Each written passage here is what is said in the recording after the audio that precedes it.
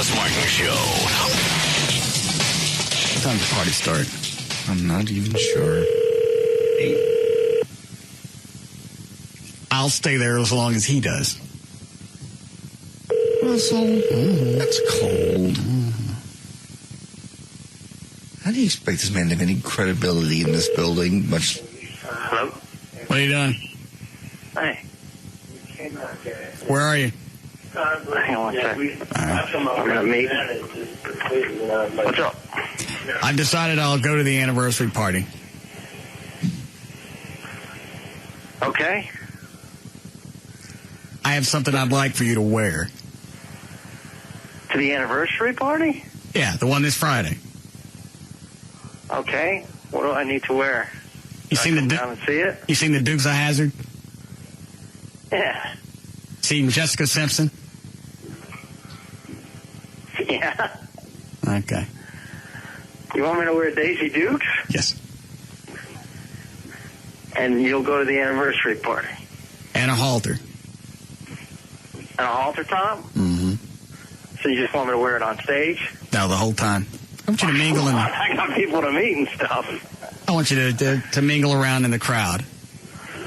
And I want your ass hanging out the back and your sack in the front. I can't get chicks that way. And we're cool? Yeah, I'll put everything behind us. Even though nobody's made an effort to apologize to me. Now, you know that's not true. Oh, I'm sorry. What did I miss? I have reached out several times with emails. I don't think I got any of those. Well, I can assure you I have. Well, what did it say in the email? I said the person, that did this would like to step forward because they emailed you as well and it got blocked. How about that? So there was, absolutely. Why didn't that person that did this, why didn't they just come down here and apologize? Because they wanted to email you first and make sure it was okay to go in the studio. They didn't want to just come in. I said on the air it was okay. Everything would have been finished. We'd be past this by now. Right.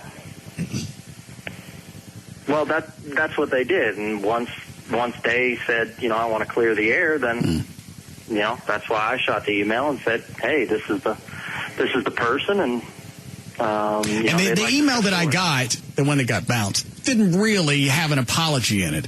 It said, I'd like for both of us to be able to walk out of this with our dignities intact. That's not the way this works. Somebody's got to get squashed. There's no penalty if you walk away with your dignity intact. Well, I don't think I deserve to be squashed in this. And because he didn't come in and apologize, you get to lose yours. God. Well, I don't think. The other thing I disagree with, I spoke to that person afterwards. That's not what you told me the day that it happened. You said there wasn't any reason to speak to them because they didn't do anything wrong. Right, and after that fact, I did speak to that person, and I emailed you and told you I spoke to that person. I don't remember getting that one either. Yeah. You blocking all his emails. Mm-hmm. No wonder you're saying he's not emailing you. This is a no-win situation. All I know is every day I got to come in and figure out how to do something different, and we came up with something, and then somebody in the building decides they're going to get in the middle of it. Right. I got no time to mess with that.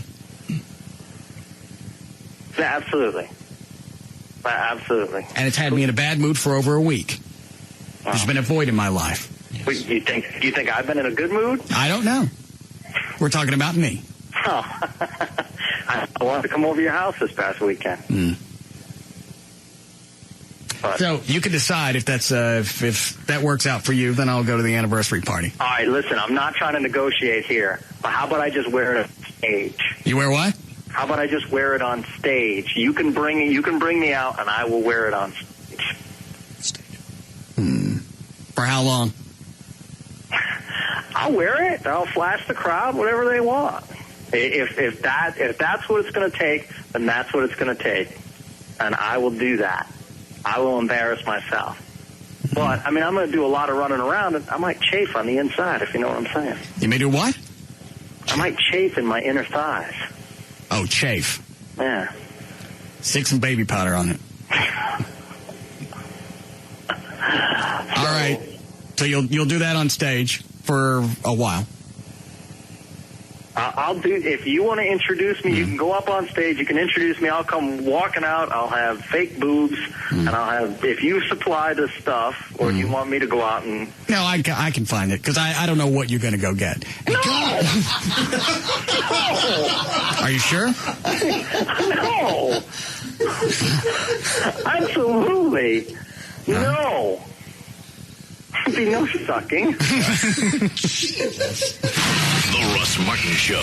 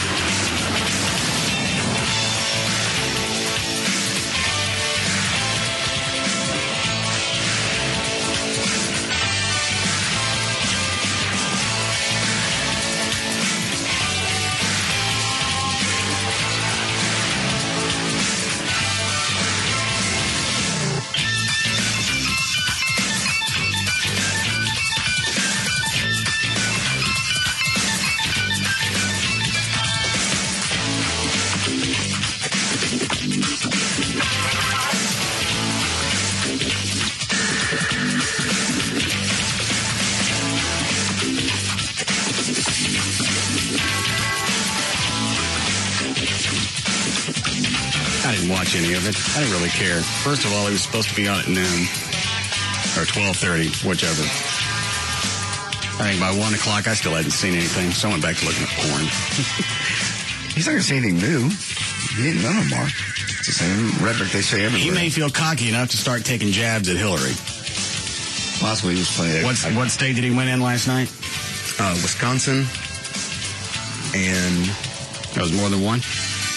Did he get Hawaii? Yeah, Hawaii. Yeah. But he's got more states. Hillary's got more delegates, right? No. He now, just state count, has more delegates. You could then get into this super delegate deal within the Democratic Party that makes it very convoluted. What's a super delegate? Congressional members, governors, and then it's random people. There was a story last week about some 20-year-old student at, I forgot what university, but who Chelsea Clinton took to lunch to try to woo his vote. He's a super delegate? Yes. How did he get to be one? That I still haven't quite figured out. Well, if anybody should be a super delegate, it should be Dan. Yeah. 2 votes. Mm-hmm. One for each nip. Mm-hmm. Oh, God. I couldn't tell where that was going. So they didn't say what the prerequisite was to be a super delegate. I am sure. You can't just take a 20-year-old and say, all right, we're going to give you this. You know what? He's probably president of the... I couldn't get one of them wheeze instead. Oh, did their vote count extra? No, but it counts towards who gets the nomination. And that's what makes it kind of interesting is... All right, hang on. You're going too fast. I'm sorry. This is why I didn't ask this question the other day. Well, what it sounds like is each state has a set number of delegates. Right. These are extra delegates. What are they for? Am I right so far? Yes. All right. They still count for one vote, but for whatever reason, a couple extra states got spiffed. It's not even states. It's basically... How do they come up with these rules? I'll have to look on during a break. I'm not a Democrat. I've never researched it. But there's Is it different than the Republicans? Yes. I don't really care because I'm not voting. We got an email about that. What about it? Hey, Russ, since all the presidential candidates are in town, don't you think your job as a talk show host would be to have some knowledge about them and pass it on to your listeners? You don't have to go as far as Mark Davis, but do a little research on them, and instead of just saying... It doesn't matter what... You know what? I was going to leave the whore part out while she's in town. Oh, I'm sorry. Doesn't really matter what I think or how this plays out. Well, it does. This is going to be nothing short of a popularity contest. People want to know, but people and like you... we don't like ugly people in the White House. Hillary is ugly. Bill got away with it because he's a guy. Yeah.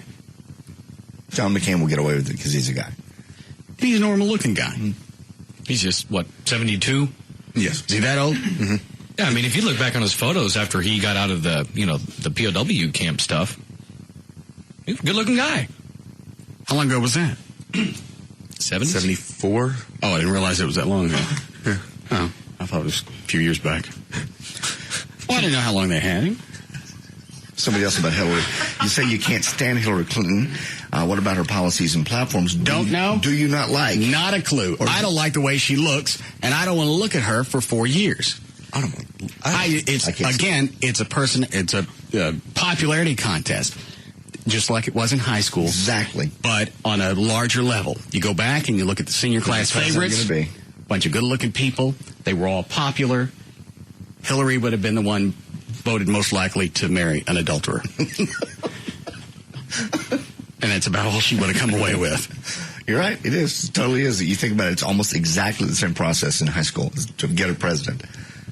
You go out, you try to win as many people as you can with as many vague statements as you can come up with without getting called on, and you play it from there. I have audio from Hillary yesterday trying to get the crowd behind her. It's cut number 29 over here, right here. Yeah. She's trying to get, and these are her supporters. I was about to ask, this her crowd? This is her crowd, and she gets into this. I'll let her say it, but she tries to get them behind it, and nobody's buying it. What guy? 29. That's the sad thing is, she could win, and I don't have to see her for 4 years, but if I have to hear her, that's even worse. See her daily. Well, I think McCain has a better shot winning over Hillary than he does Obama. People are going to look at Obama, fresh, different direction. Hillary is just nasty. So I think as far as the Democrats go, or as far as the Republicans go, it would be best if Hillary won, as far as the primaries. Yeah. I think Obama is going to get spanked on just the fact he doesn't have that much experience. I think McCain actually has an easier time with him than against Hillary, because if it becomes just Clinton and all she's going to do is sell, remember the 90s, remember how great it was. She wasn't running anything in the 90s. But she's going to bring those times on back. paper. Yeah. Yeah, exactly. But what? Remember the good times when my husband was on? Yes. I don't really care what you're talking about. Who's a chick on TV with a big... Christina Aguilera. Yeah. She Post pregnant? baby. Yes. No, just had one. God. Gonna be a healthy boy. He is. He's very healthy. I know the pictures are adorable. Wait a minute. Before we get to the baby, though, the last time you were here, you were talking about that you and your husband have something you called naked Sundays, that you're naked all day Sunday. And maybe that's how this... How big were her cans before this? Weren't that? They were nice, but... Wow. So, he's like a porn star. This is the cover of People magazine. I don't see no baby. His name is... Unless it's eating time. I mean, they've doubled in size at least. Surprises? I mean, obviously people say you just don't know love like that until you experience it. But Ellen's going to be sitting in her own juices. Especially since isn't her girlfriend Portia de Rossi? Very pretty blonde, just no boobs whatsoever. Oh, my. I got to put this on something else. Yeah. Which remote is that? Let's see what else is on. Wants to be a millionaire? No. Yeah, that's good. Well, we'll see what they're playing. we were talking definitely about. one, and I believe Top Gun, the character's Navy call signs included Maverick, Goose, and all of which but the following. C, Nighthawk. Pretty confident there. Pretty confident. So it was Merlin, Sundown, and Wolfman were all call signs? You know what? I'm gonna say C. Nighthawk, and that's gonna be my final answer. He's a good boy. How's that a $25,000 question? Because you have 25. Movies. I didn't know it. 20-something years old. I guess. Can we get back to talking about the primaries? I don't care about the primaries. He was on Dr. Phil. The lizard. All right. What's Wishbone? Oh, that's a dog that dresses up in different time periods. Oh, hell yeah. Wishbone, provided by annual financial support from PPSG. God. Like What? Nothing. What did he dress up like? In this episode, I don't know, but he'll... The characters in the book. In the books, he's yeah. reading. He's reading to you. I've seen him shoot that. Is he a pirate today? I've seen that. No, that's a How different have show. you seen this, Trey? Someone showed me this. I mean, No, No. He showed me this. My nipples demand an answer. in that case, That's like somebody flashing a gay porn up and me throwing out, okay, well, here's... All right, somebody showed me this first. Now, which one have you seen? You see the mouse that was the little Captain Stabbin mouse that was on there, or the... I have seen people have emailed clips because, I think I've seen one as a pirate and one. I want to say he was Sherlock Holmes, The dog. Yeah, he was Macbeth in one of them. And you know that how? Well, actually, they used to shoot. I don't know if they still do. Shoot all of it up in Frisco, and I was actually on the set one day. That's exactly how I. Shut up! They have a whole town up there. This would be a perfect time for a. Now look. Yeah, we ain't buying it. They have a whole little town up there that's nothing but the Wishbone set. It's really kind of cool. What is it, Trey? I'm going to lock up now. Why is something else on? No, just I think it's in my best interest. Oh, right. America's Funniest Videos. El Gordo y la Flaca. What is that? Montel. Yeah, Montel's safe. Okay. Plus, there's an old guy sitting by his bathtub.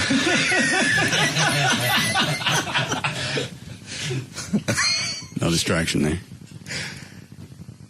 All right. Hillary Clinton is number 29 if you like to hear her try to get her crowd behind her. All right. It's just... We need an agenda that people are excited about again in America. We need to believe that we will solve our problems. Now, I believe that we can set those big goals again. I know we can. Yes, we will. Yes, we will. Did somebody in the background said no? I think so. You can't really hear it, but I must have the way she reacted. I believe that we can set those big goals again. Not a chance. I know we can. Yes, we will. Yes, we will. Yes, we will. Yes, we will. Yes, we will. Yes, we will. Yes, we will. It just all died yes, out. we will. And here's what we will do together. Everybody just leave the auditorium. Where are you? God, that's ingratiating. Yeah. It's just pathetic that she can't get anybody behind her. Yes. Okay, Here's our campaign slogan. Oh, why am I the only one saying it? She's trying to mimic the charisma that Obama has. What is his phrase? Yes, we can. I'll look into it. Which one is it? Isn't it change we can believe in? I don't make it power to the people. I don't care. Yeah. Whatever it is, his crowd will always get into it, and it becomes again almost MLK-ish, where you feel like you have that charisma and that type of following. He's definitely taken on that tone in his speeches. You pull any audio from Obama It's in all Texas the same today? stuff. It's just, I can go get I have some, but it's all the same rhetoric. We need change. We need fresh approach. I'm the guy for that. I just gave it to you. No twist, no Texas flavor to it, nothing. No, I pulled the story too. You see any of it, Trey? Bits and pieces. And Same rhetoric? Yes. All right. Can I read it? Well, then there's no reason to hear it again if he's going to give us the same stuff that we heard months ago. It's the same thing. This is a proof that people want change, and it's time to take Washington. And, the only thing he really said today was, we're sending Bush back to Texas. You can have him back. And everybody went, yay. All right. I mean, that was a Texas. You're asking for a Texas flare. That's about all. Well, that's not really a promise. No. That has to happen. Yes. And Bush has already said that that's going to happen. Hayes already said, Crawford, here I come. Well, it doesn't matter where he's going. Obama's point is, at the in November, Bush isn't going to be on the ticket. No. Anything else I want to hear? Oh, yes. Let me look here. I have some very fun on audio today. Yo. What? What is that? Nothing. Just tell me what you got. I'm queuing something up. I have an audition tape that sounds very familiar.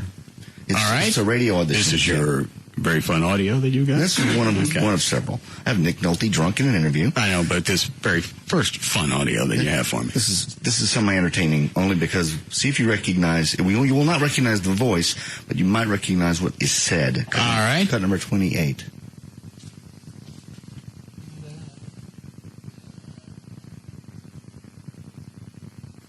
Of course, the works of Wolfgang Amadeus Mozart, Ludwig van Beethoven, Johann Sebastian Bach, and Richard Wagner are discussed regularly. Problems present themselves in uttering the sibilant, mellifluous cadences of such sounds as Hans Schmidt-Isserstadt. What a feverish pee-hole. This old guy stole Dan Lewis's ear check. Man, I don't think so. I don't think it went that way. Give me Dan Lewis's audio. What cut is it on here? Cut 17. I told you when we heard this demo tape that Dan Lewis put together for, we already said what station? We never did. Oh, for WRR, that he didn't come up with it on his own. No. I thought possibly he got it out of some educational book. That's what I thought. Probably a book somewhere. But I didn't think he was actually just going to rip it from somebody else who had submitted an air check. Was that air check of someone famous? That's not that I know of anyway. What cut is Dan? 18. Okay.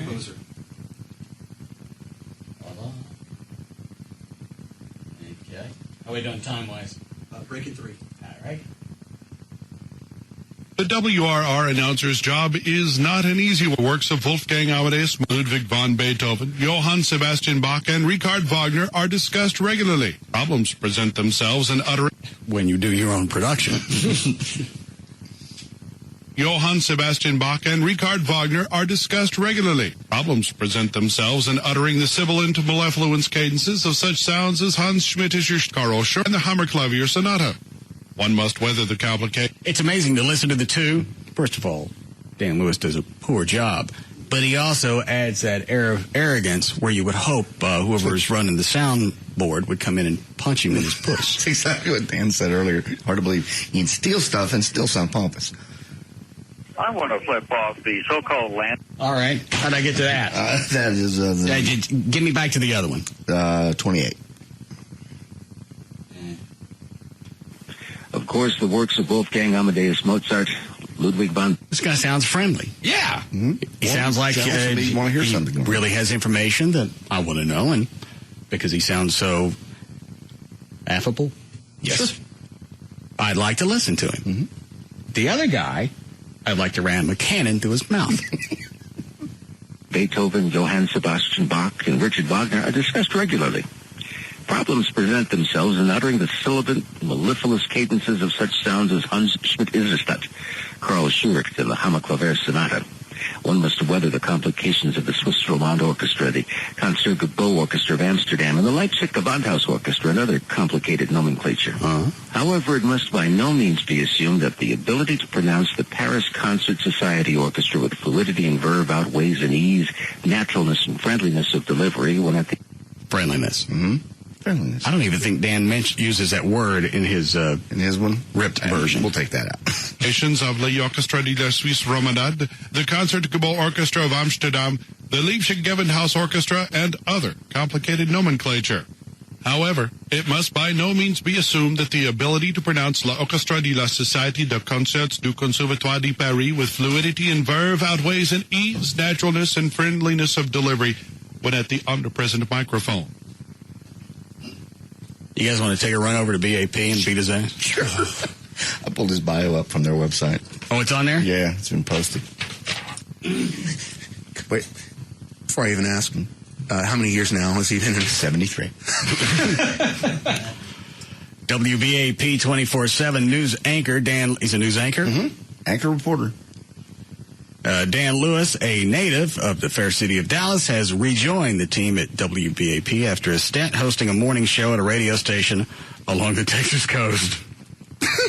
Damn. Wow. Well, if you say along the Texas coast, geographically you get an idea where he was. If you say Victoria, you're out. In past years, he served as a traffic reporter, talk show producer, co-host, and a host working with some of the best and brightest in Dallas radio. Daniel's love of jazz led him to his first radio job in 1981 at KETR-FM in Commerce, where he eventually became assistant music director. For a college radio station. Well, that's where he hangs his hat. And his mop. Before returning to radio in 1997, Daniel worked as an actor in theater, film, and television, mainly as bad guys. Yes. And Black Bart is a very bad guy. Yeah. Wasn't he a dancing credit card as well? Yeah. Oh. That's actor. That falls under actor. When not in the newsroom, Dan loves to prowl through garage and estate sales looking for sustenance.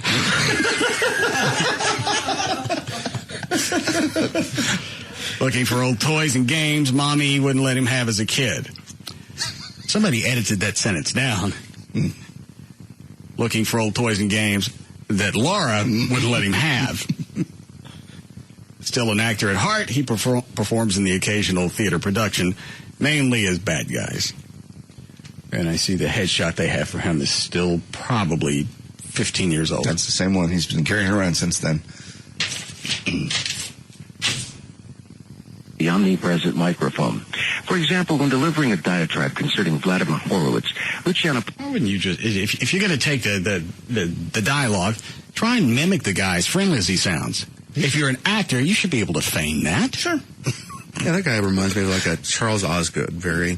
Right, regardless of what he's really trying. Chapman really was famous for that. That was one of his gifts, is he could take something I couldn't give a pee-hole about.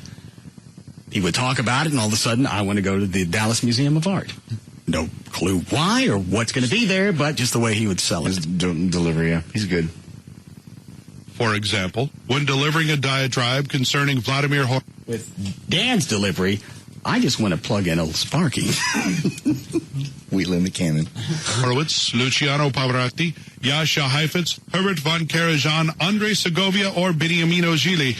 5 out of 6 is good enough if the 6th one is mispronounced plausibly. We need a break. Yes. Poets, although not such a constant annoyance as polysyllabically named singers, creep in now and then. Of course, Dylan Thomas and W.B. Yeats are no great worry. Bam! Feel my pimp hand. That's friendly delivery. All right, we'll be back. We'll be back to the Russ Martin Show.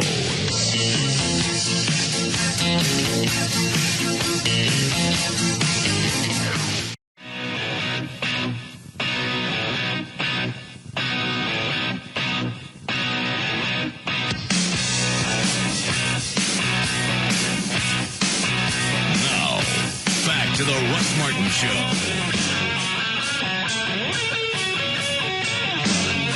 Call Russ, who's impervious to all that surrounds him. Now at 214-787-1053. Somebody's Gavin's on. Gavin. Yeah. What are you doing? Working. Who's that in there? That was Pugs. What's the matter? Did you put a fart machine in here? No, why? You did. I'm hearing all these fart noises in my office. Why would you hear anything? Because there have been fart noises in my office since I got here. Does that thing go off on a timer? It can operate that way, yes. Where is it? I can't even hit it from here.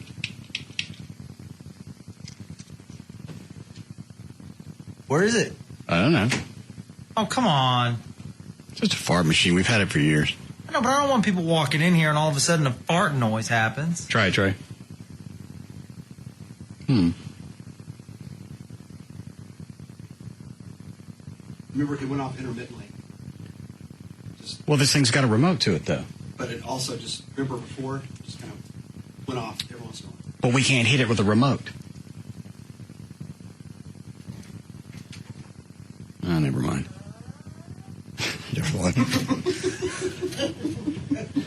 Well, Trey had to walk all the way into his office.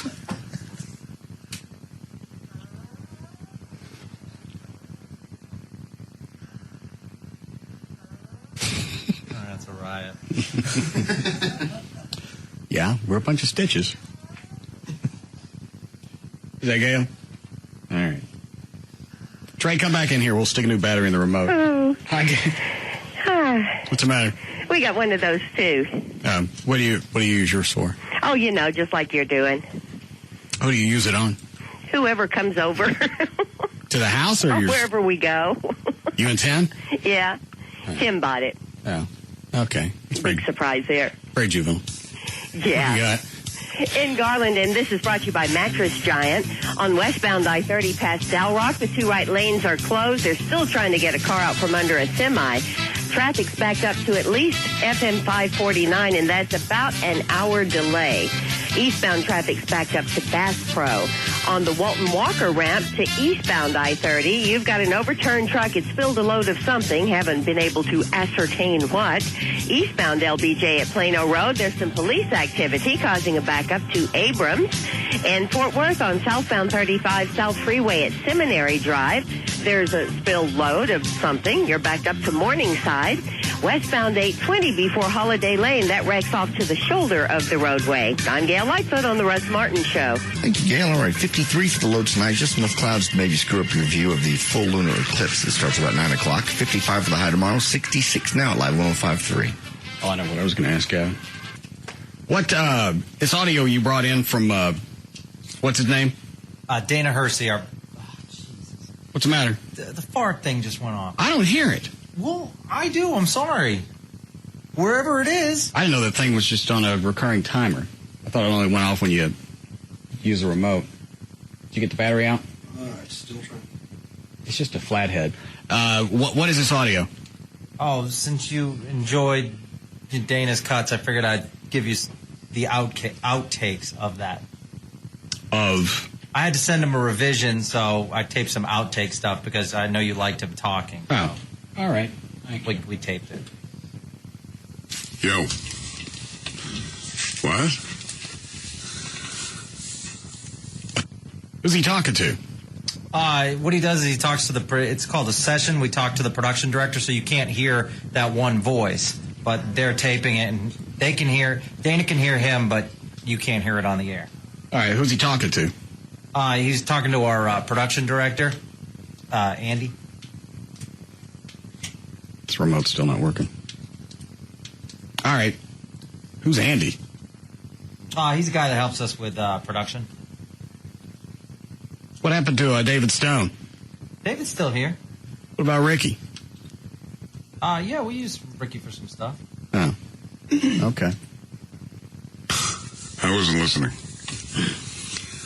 I don't know. I don't care what it sounds like.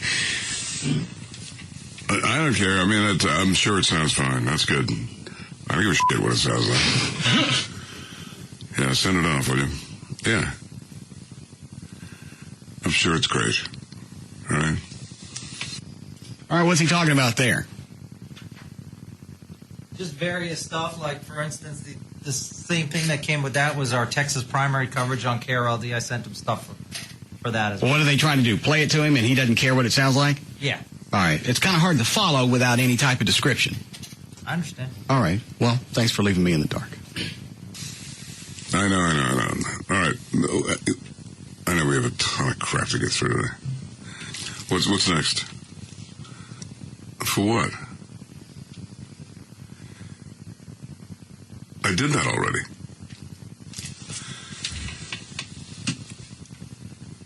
What? Wait a minute. Hold on one second. Dougie? Yeah, I gotta go. I'll see you Tuesday. Yeah. I gotta get out of here, engines. Yeah. 6 o'clock. Well, how do you sound like that without trying to force it? Yeah, well, just this vocal cords, just pipes, his pipes. I gotta cut some other spots. I don't know. It's for Choctaw Bingo. Or something. At what point in your life did your voice turn into that? Teenager one day. I'm just doing Choctaw spots. Whatever. I'm gonna be. I'll be the bar with Jake and the fat man. All right. Okay, buddy. Take care. Yep. I'll see you Tuesday. Bye. Now, what is this shit? Exactly. I did these, and now Gavin has sent them back again? Just this one? For what reason? Does he not like cutting his audio? Well, understand. He sounds kind of pissy. Well, he does it for free. He's doing it to help out. Well, if it'll keep him from being pissy, I'll pay him.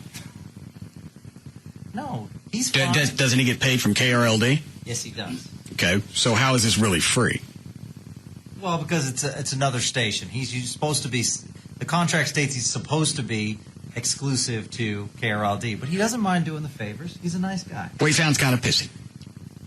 Well, yeah, because it was a mistake on the copy that I originally wrote, so that's why he's a little pissy. All right. Me. Can we keep that one? That's a drop. I did these, and now Gavin has sent them back again? Just this one? For what reason? Me. A typo. It should be Mexican hat dance? As opposed to what? What did I say before? Mexican hot dance. He wrote Mexican hot dance, right? He said that I was supposed to have known, and wait.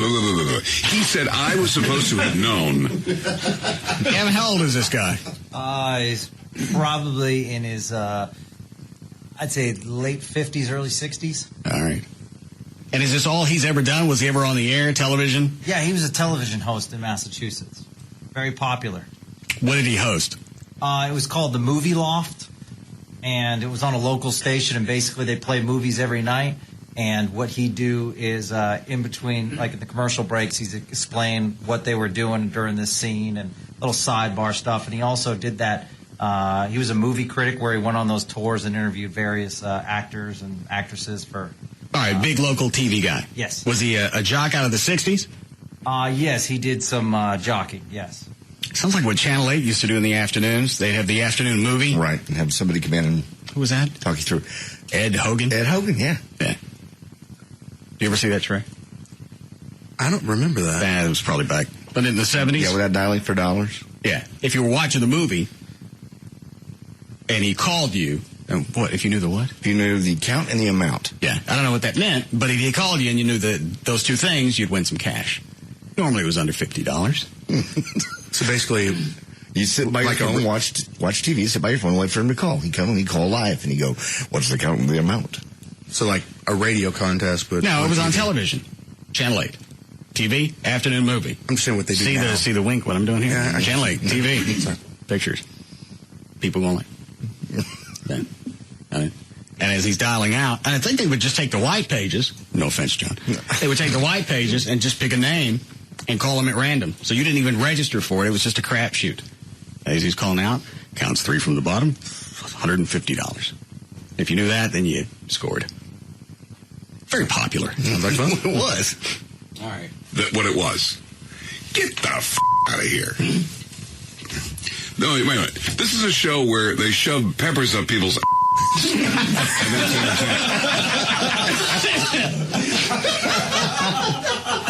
All right. Yeah, from far away. I'm trying to ask Chloe how long before the break, and I got a mouthful of soda. All right. Wait a minute. Let me get this straight. He said I was supposed to have known that what it was.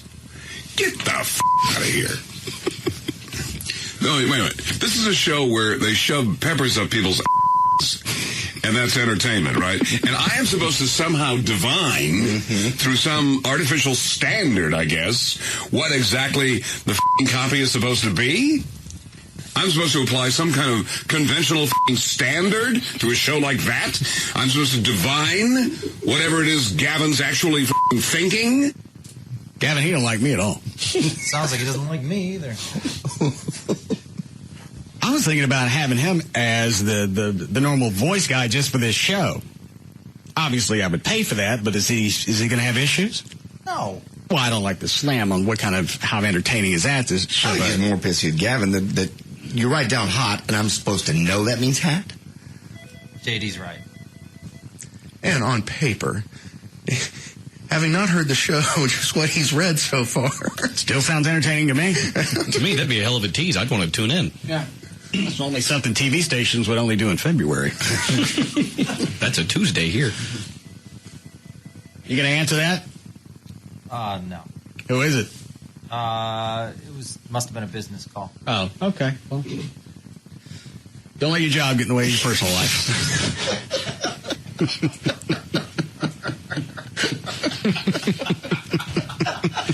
This is a business call.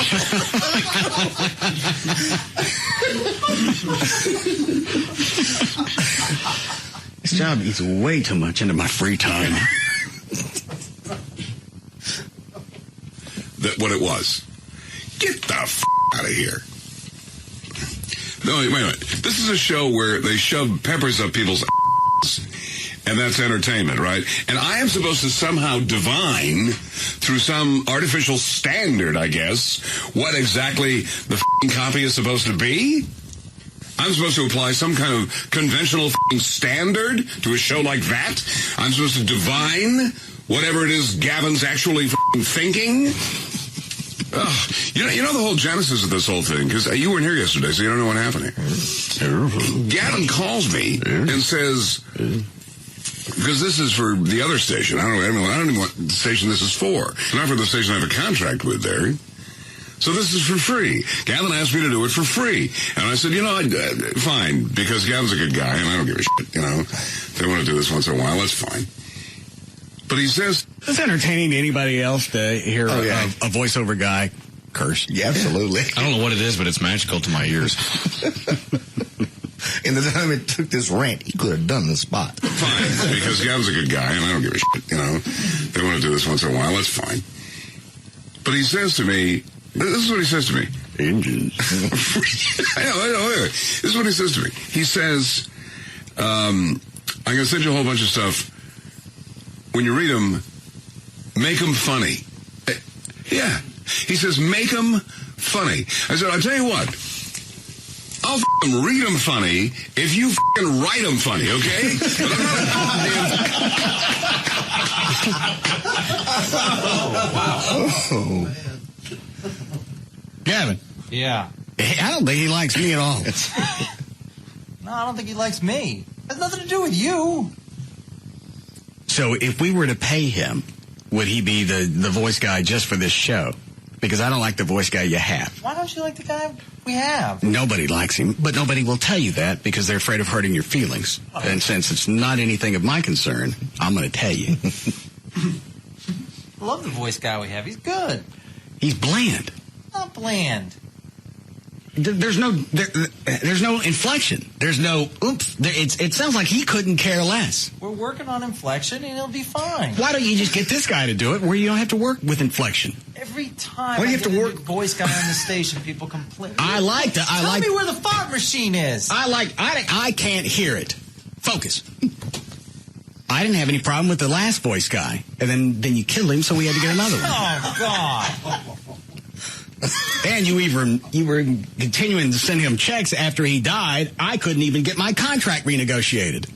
Well, he deserved them. Well, so that's what I had to do to get more money. Die. No. Has nothing to do with that. Okay. Well, I like this guy. I don't like the other guy. Meaning, I like the guy from KLLI. I want him.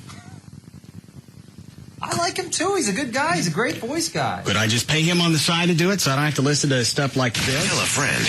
In fact, tell many so we can keep our jobs. KLLI. KLLI HD1 Dallas Fort Worth. It's like he's going after the Jack FM delivery of, I'm just here. I'm just a guy in a room. Right. But somebody else already has that shtick. I want this other voice guy. Why is it that big of a deal? I'm sure he'll be glad to have another station. Well, I mean, because he was exclusive to KRLD. I'll look into it. We'll figure out what we need. You really can't tell. The way he does delivery for this show is really different than what he does over KRLD. Yeah, I don't think you're going to be able to tell it's the same guy. He's got a great personality. Okay, well, let us have him. Just let him have it. I want him. I'm not going to negotiate anymore. Fine, I'll look into it. Don't look into it. I'd like to have it done. Well, just send me whatever he charges a month, and I'll pay it. Okay. All right. When can he start? I mean, we got to figure out what you want done. Get me a price list, and I'll tell you. They charge per line, yes? Sometimes they charge per line. Sometimes they charge unlimited. Okay. Which one's the better deal? Well, it depends how much you're using them. Why don't you take that off the hook if it's going to bother you? Oh, my God. God! How are you doing, Clem? Breaking two. All right, I'll listen to the rest of this. Funny. I said, I'll tell you what. I'll read them funny if you write them funny, okay? But I'm not a goddamn magician, you know what I mean? Jesus Christ. And now it's my fault that, he's got 10 thumbs and can't operate a word processor. Jesus. I'll tell you what, T. No good deed goes unpunished. Christ. Oh, as if we didn't have enough to do. We have to do this crap now, too. All right, yeah. Let's just do it.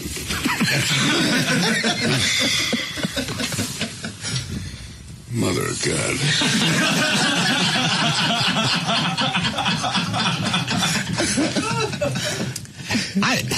I don't know if that's the perfect job or not. He has his own studio in his house. Sure. So he just gets up in the morning, walks in there, doesn't have to change clothes. I got to make myself get out of the house because at a certain point, you get sick of the place. I'm sure he has other things he does. Probably it's just 2 hours of his day. Even if you had 10 stations, you're not going to do something for everybody every day. Well, you got revisions, especially if you're doing liners for news stations, then you're going to have, it's probably going to be better to buy the unlimited plan. Yeah. Because you're going to have updates all the time. Channel 8 News, yeah, right. That kind of thing. You must watch those things. Yeah. He's got 10 thumbs and can't operate a word processor. Jesus. I'll tell you what, T. No good deed goes unpunished. Christ. Oh, as if we didn't have enough to do. We have to do this crap now, too. All right, yeah. Let's just do it.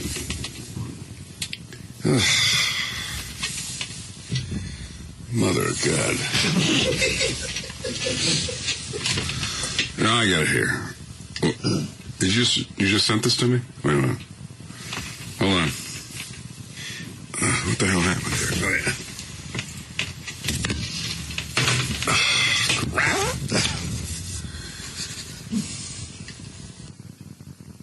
Now I got it. You ready? Congratulations! You'll do the Mexican hat dance. You'll wear a nice sombrero, mounted on a turntable, equipped with Marvelicio, spinning rockets, What? What? I don't even care what he's telling me.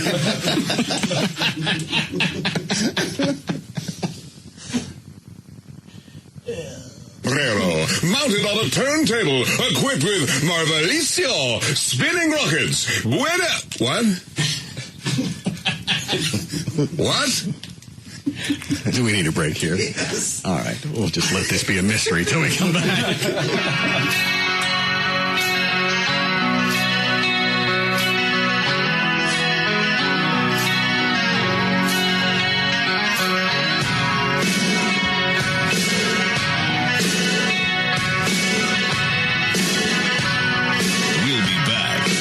Russ Martin Show.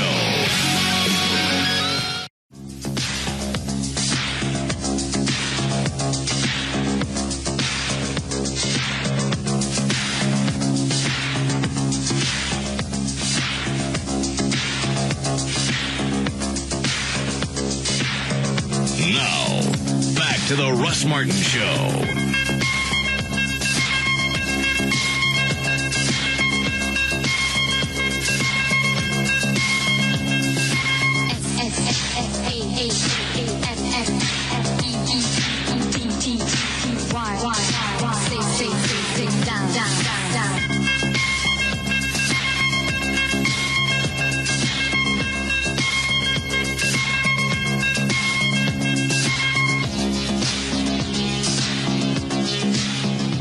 Did you get the car alarm back in Gavin's office?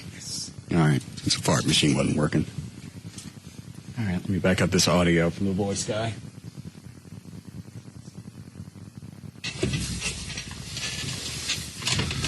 No, I got it here. Oh, you just sent this to me? Wait a minute. Hold on. What the hell happened here? Oh, yeah. Crap.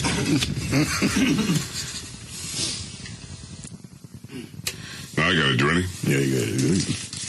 Congratulations! You do the Mexican hat dance. You wear a nice sombrero, mounted on a turntable, equipped with Marvelicio, spinning rockets. What?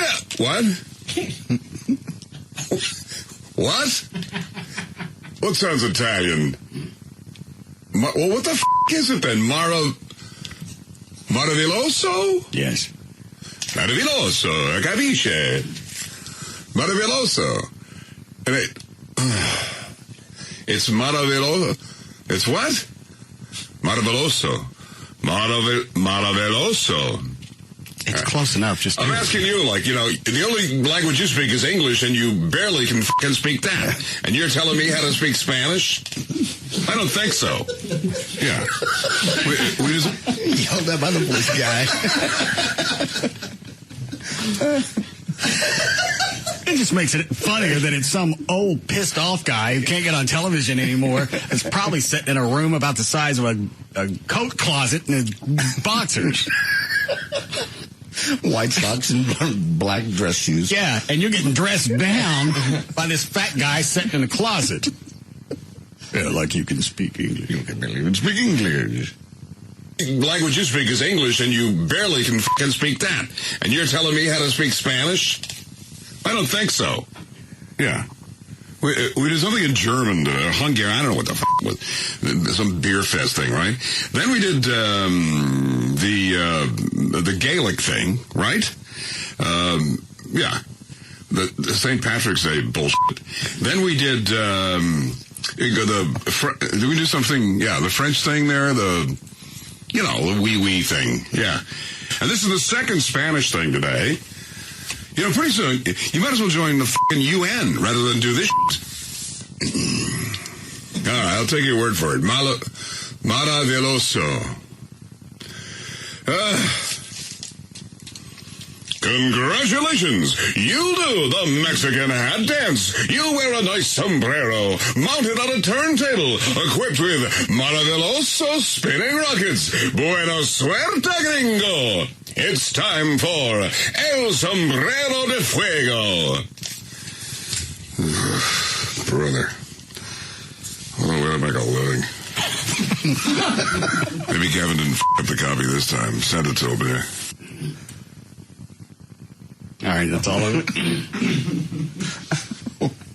So, Gavin, did you check? We going to be able to get him under contract? I haven't checked yet. I have to have a conversation with him. Well, where'd you go when you left your office?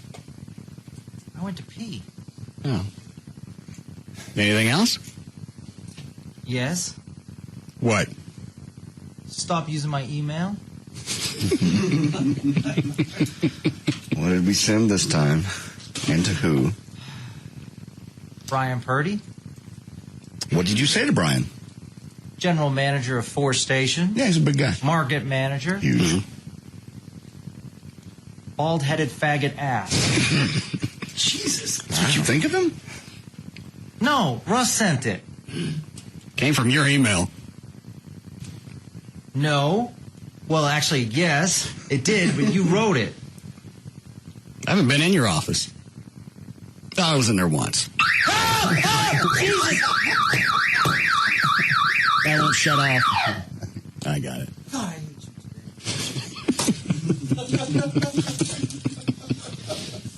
All right, let me know when you get a hold of the voice guy. Thank you. And good luck. It's loud. That's my ears.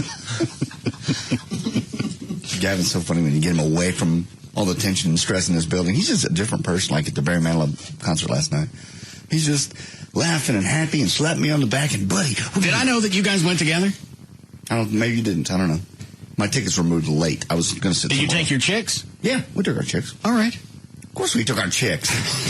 but we're going out to get the chicks something to drink, and Gavin's going, this is a mean cougar hunt, buddy. Next time it's me and you alone. I'm not going to a Barry Manilow concert with another man. I'm not.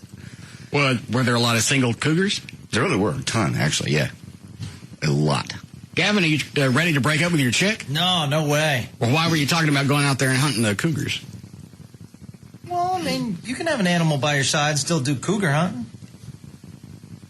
You just don't keep it. I don't get it. You look. Oh, you mean you take your girlfriend while you're cougar hunting? Yeah. Are you guys swinging? She loves it. She enjoys it. Are you doing three-ways? We're not doing three-ways. You do a foursome with JD and Joy? I'd love to, but they won't. No. Has he talked to you about that? No. Silly. You saw the girls. They were getting along last night. They get along great. They get along really well. Did they make out? No, they didn't make out. It was just Gavin's your girl? Go both ways? giggling. No, I don't want to know. No. At one point, however... Well, you just said she's into it. Now you say she's not. No, she enjoys it. She thinks it's fun looking at cougars and stuff like that. No, we're talking about a foursome. Oh, I've never had one with her, so... Well, obviously, JD's into that. Why don't you work something out? He's my boss, first of all. I'd like to watch just to see the dynamics. Jesus. Well, let the two girls go at it if they want to. They get along great. But you're also going to have to sit in a room naked with Gavin. I don't necessarily have to be involved nor naked, and neither does he. We can just watch the girls. And then later split up and have our private time with the girls. Yeah, we'll just be in separate corners. That is a horrible visual. Both of them naked. For some reason, because I've known JD so long, it doesn't bother me as much. Just because I've got it acclimated to it, knowing that he'd sit in a corner, naked, doing this. But something about Gavin on the other side of the room. I'm in great shape right now. Who's the guy from Saturday Night Live did the Ed Brimley? Oh, Martin Short. Yeah. I would visualize Gavin dancing in a room like that.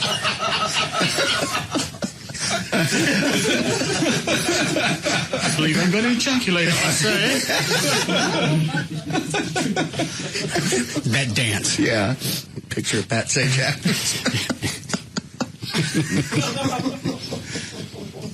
So what else happened at the Barry Manilow concert? I got news to do. We had a good time. It was fun. Let me think. What else went on? Gavin wanted to pick up chicks. Gavin had another time. Pick up chicks, yeah. JD was totally acting feminine.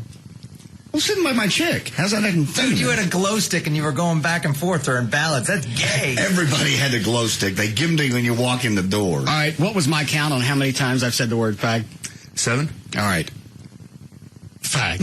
Not fag. Everybody was doing it. You're a fag. The entire arena was waving the glow sticks during the... At a Barry Manilow concert. Yes. I went to have my chick. Fag. I had my chick right there. To make any difference. Doesn't make it fun. Everybody did it. The entire arena. It was cool. I've seen plenty of guys that say they're straight with their beards. Anyway. Their what? With their beards. Is that what you call the chick? Yeah. Your beard? Yeah. You're hiding behind the chick. I never heard that.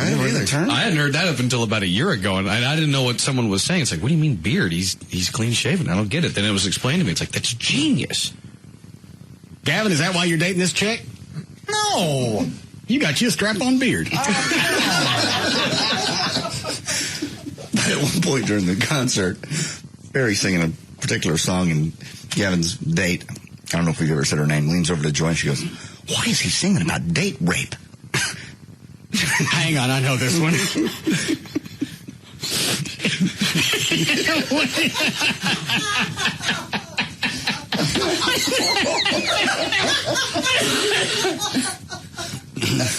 Is he singing Daybreak? Yes. If you want to believe it, got to be Daybreak. I don't understand. Gavin, you got a stupid beard. No, she's cute. She's very cute. It was cute. She doesn't know the songs. But she thought it was about Daybreak? Yeah.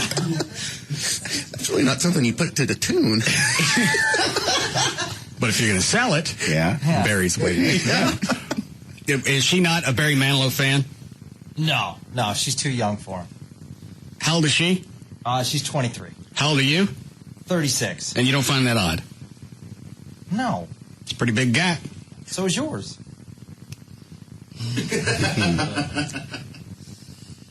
I'm a celebrity. Okay. That's the only time I'll use that. All right. Well, I got lucky then. Okay. You sound like you got a retard beard. Nah, she's great. She's the smartest girl that I've dated down here. What'd you just send me, Dan? It's the lyrics to Daybreak. It is interesting, though, if you replace the words. All right. Take my chaw out. I'm singing to the world. It's time to let the spirit come in. Let it come on in. I'm singing to the world. Everybody's caught in the spin. Look at where we've been. We've been running around year after year, blinded with pride, blinded with fear.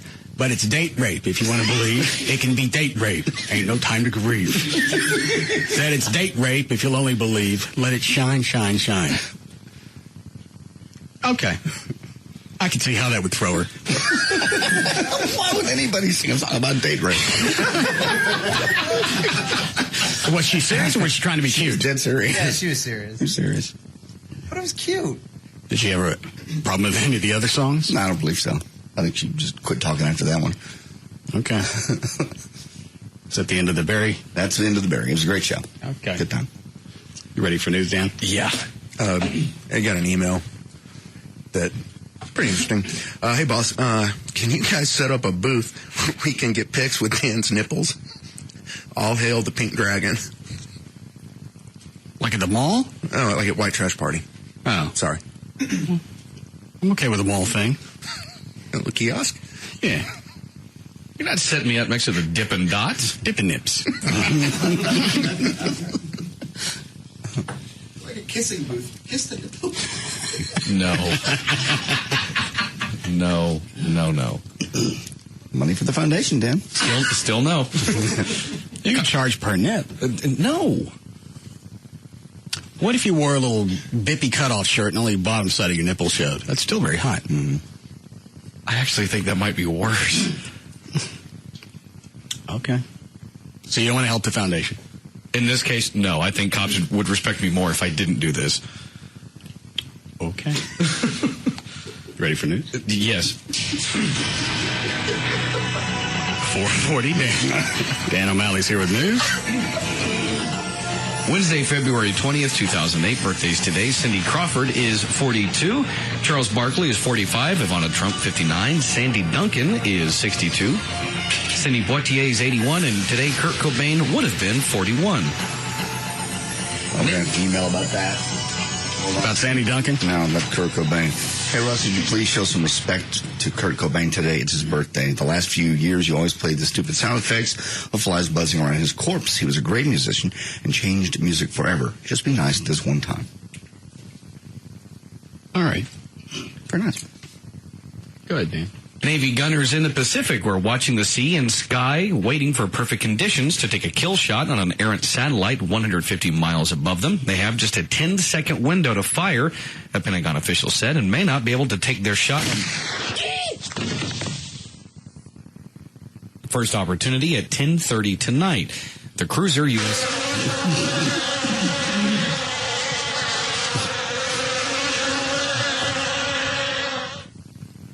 The cruiser U.S. Kurt. And good riddance. Did you say tonight? Yeah. I thought they were pushing this off until March. They might. They're going to watch the weather very carefully. But if they can't shoot down a satellite in bad weather? That's what they said. Why? I have no clue, but they said they're going to watch the weather, maybe the determining factor. So if terrorists got wind of this, they'd know to attack us on an inclement day. I think possibly maybe something to do with turbulence, maybe winds aloft. I don't know, because they have a very, very shallow window. We have ICBMs, intercontinental missiles. Yes. We could shoot thousands of miles. Correct. And we got to worry about blizzards?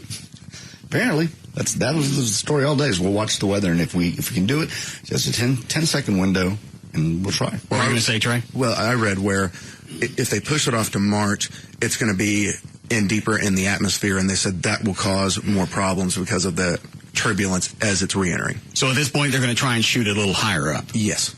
Okay. I thought they were waiting for the space shuttle to get back. It's our Well, and that was part of it. Oh, okay. Yeah, they wanted to make sure that and I love it, actually says it in the story, they wanted to make sure that the space shuttle wouldn't be affected by any debris. That ain't what they were worried about. So I'm guessing also they're going to pick now, so when they miss, they got another shot in March. Yes. Because they're already come up with excuses. Well, it's a little windy outside, and at the waves, it's bouncy out here. Big boat. I don't understand why you can't just lock it on. Some type of, I know this is probably sci-fi, but some type of heat-seeking thing that would go after that. Well, actually, the time of day they're aiming for is when the sun will hit it, so they're hoping it will give it enough heat that it can lock on. But right now, it's so cold they can't lock it on. Oh. All right. Okay, go ahead. Okay. The FAA is investigating whether 2 Go Airlines pilots fell asleep during an inter-island flight. The incident involves a February 13th flight that did not land when scheduled and was out of contact for an extended period of time. Flight 1002 took off from Honolulu at 9:20 a.m. and was scheduled to land in Hilo at 10:05 a.m. The plane reportedly flew beyond Hilo for several miles and was out of contact with air traffic controllers for more than 20 minutes. If the pilots were in error, evidence may be found in the cockpit voice recorder, which could indicate that the pilots were sleeping when they should have been talking. So you're totally against the booth at the white trash party with nipple pictures? Yes, please.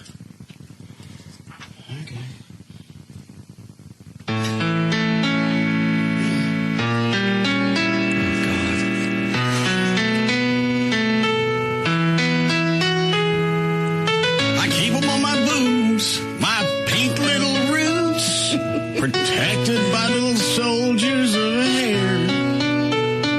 They put on a show. It's real apropos. They're the size of Asiatic black bears. Stop that. Asiatic black bears. Why are you obsessed with my nipples? Because you don't care for it. Somehow I don't think that would matter, even if I embraced it.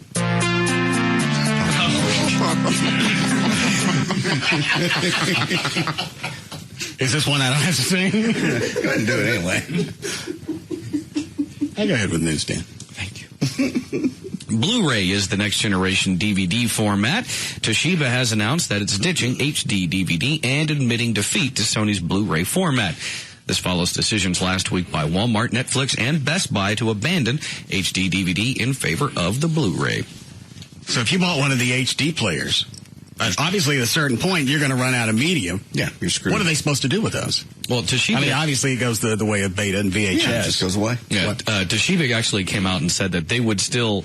help it with any sort of service type issues with the players or whatnot. But you don't have to worry about service because you're not going to have anything to play in.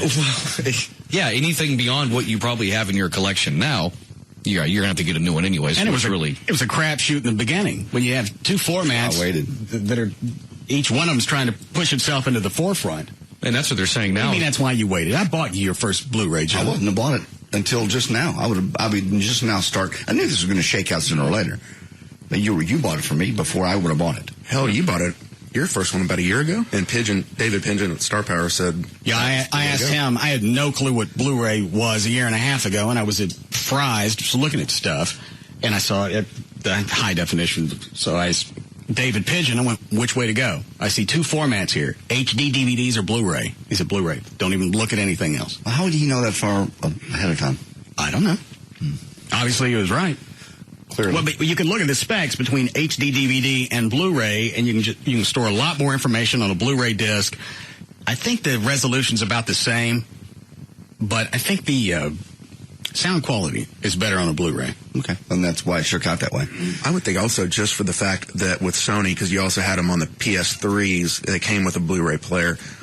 That in of itself kind of gave them an advantage. I don't know why they didn't. I know they make them, but why they didn't just go the route of a player that would play HD and Blu-ray. They have those, but obviously some companies don't even want to mess with the HD anymore. Well, especially if there would be no media. What's the point? The HD Blu-ray discs are a blockbuster, but it's a limited selection as of now. Okay, go ahead, Dan. A tethered worker Tuesday began removing supply lines and perches used by a group of tree sitters.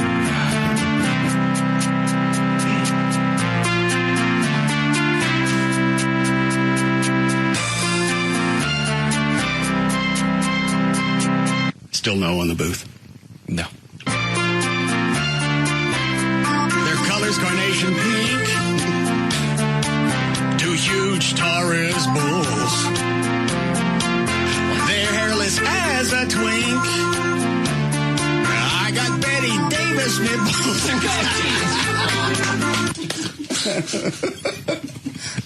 I like that one. That one's more in the build-up. Yeah. All right, go ahead. Thank you again. Tree sitters who have spent more than a year living in a grove on the UC Berkeley campus to protest a construction project that would require its removal. While claiming they will not be forcibly removing any of the protesters, police told reporters they were cleaning up the mess created in the trees and on the ground underneath. Why didn't they do what Trey suggested? Just cut it down. With them in there? They don't want to hurt them. You start cutting on that tree, they'll start climbing down. Whether if you really mean it or not, you break out a chainsaw, these little turds will start falling out. Up to 10 protesters have been in the trees since UC Regents voted in December of 2006 to approve a plan to build a sports training center and other facilities near Memorial Stadium. The project calls for clearing a grove of oak trees near the football stadium, which is where the protesters have been living. Do like they do when they're getting oranges out of trees. What do they do? Hook a shaker up to the stump and just put out nets. Shake them out? Yeah. I don't know why they just don't. Just come down. I mean, just get up there and go, look, we're going to cut this tree down. Give this up. How long have they been up there? Since December of 2006. They've been in that tree? Yes. Because I was going to throw out, we can just wait them out. Are they the same people? Mm-hmm. Yeah. The same people being in one tree for how long? December 2006. 16 months.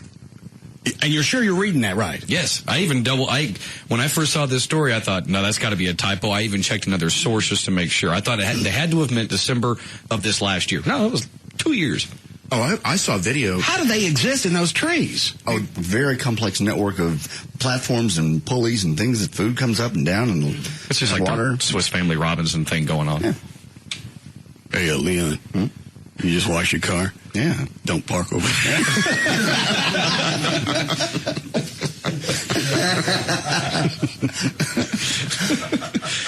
Over the last year, the protesters have constructed, like JD was saying, an elaborate system of platforms, rope bridges, and pulleys in the trees, while police have made dozens of arrests and issued 200 citations.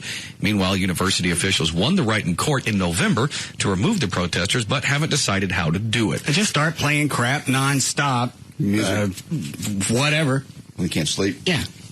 Until finally they're going to have to come down. There are ways to get them out. I don't know why. This has been going on for a year and a half. You just block anybody from getting near the tree. So food and everything else is cut off. Well, that's what they finally done is they put a fence around the whole area. It took them 16 months to realize, hey, if we cut off their food, they'll either come down or they'll die. No, they've been in a court battle. So they said in November they finally won the right on their property to get these people out of the trees. I mean, and it's Berkeley. It's the bastion of tree huggers. Well, that was. But you couldn't even put up a fence. They got an injunction before to be able not to, so you couldn't construct a fence on your own property. Yeah, because they were, they had attorneys that would run to court and say, well, they're going to die up there. They have a right to be there. Protest. They don't have a right to be there. It's trespassing. That would be the biggest issue, I would think, that would get them back out of the trees, other than one of them tree shakers, is you're trespassing. You have a right to protest, but that's supposed to be on public property. Well, because it's a university, state-funded, there's a gray area. There's a gray area. Okay. But they won the right in November. Yeah. Why is this February? Because it's Berkeley, and they don't want to, they're still very competitive. They've spent, I think I read a story, I want to say it's like close to $300,000 just in court cost to try to get these people out. It's like, get a chainsaw. They could have dug that tree up for $300,000 and give it a nice place to live. Well, it's more than one tree. It's a grove of trees, but you probably still transplant them. Yes. Yeah, $370,000 for security staffing and for fencing. Okay. How we doing, Chloe? Sorry. The number one song in New Zealand. No, we're going to break here.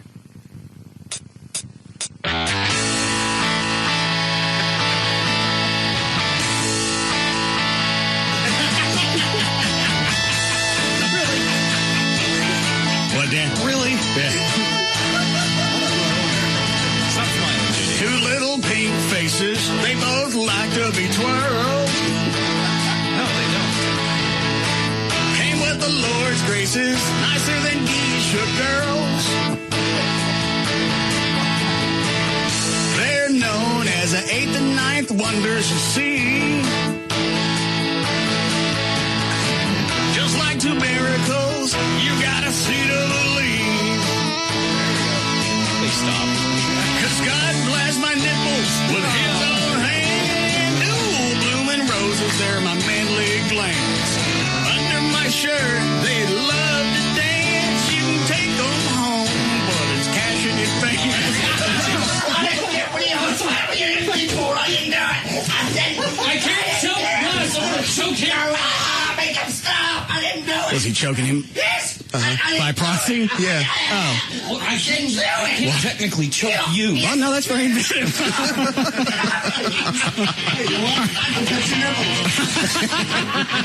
We'll be back to the Russ Martin Show.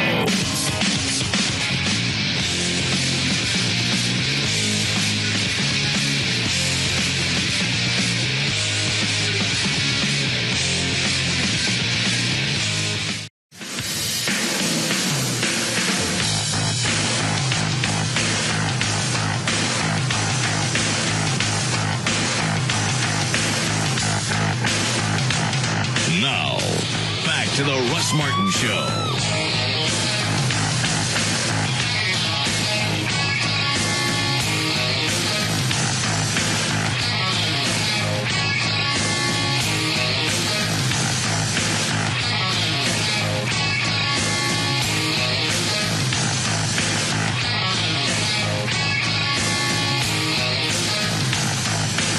All right, Dan, go ahead. Well, the number one song in New Zealand last Christmas was a song called Somebody Fart. I didn't. Not I. Yeah. Yes, Gavin. Hey, when you get a chance, can you do more of those nipple songs? It's good stuff. Why? Because it's just funny because he's so, bothered by it. It's good stuff. I think he likes it because it's not him. Yes. Let's see if I have one I didn't get to.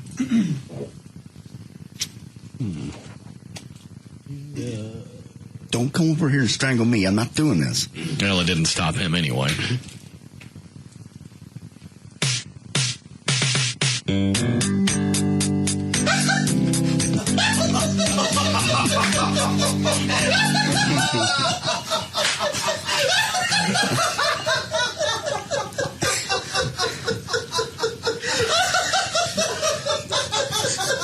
Can you really tell what that is already? I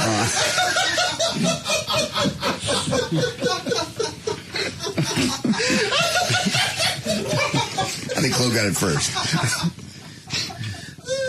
Try it again.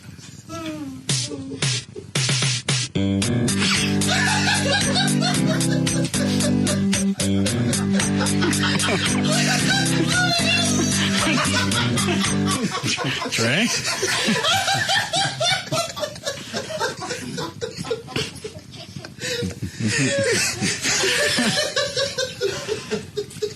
You want to spit your chaw out? It's funny, but then the look on Dan's face of just disdain and disgust. It was funny to me when I started the God Bless Texas. Dan looked over at me and went, really?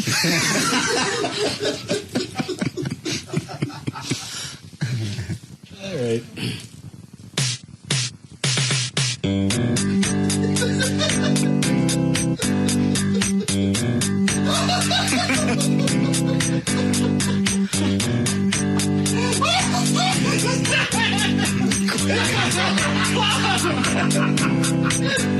Heal the blind man.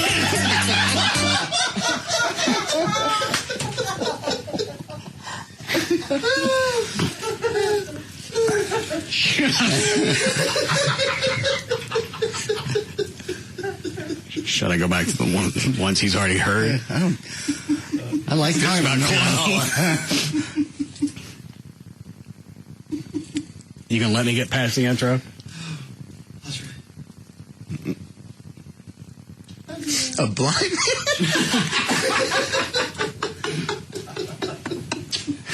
It's gonna be like a homage to the power of Dan's nipples.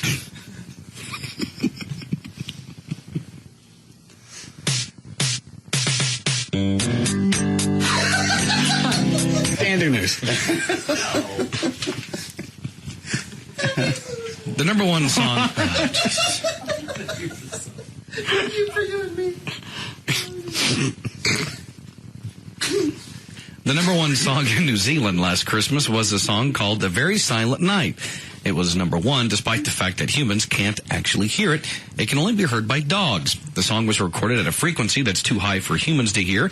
To us, it sounds like nothing, but dogs can apparently easily hear it. Most dogs seem to like it, but there was one report of a dog that got so worked up when it heard the CD, it actually attacked the CD player.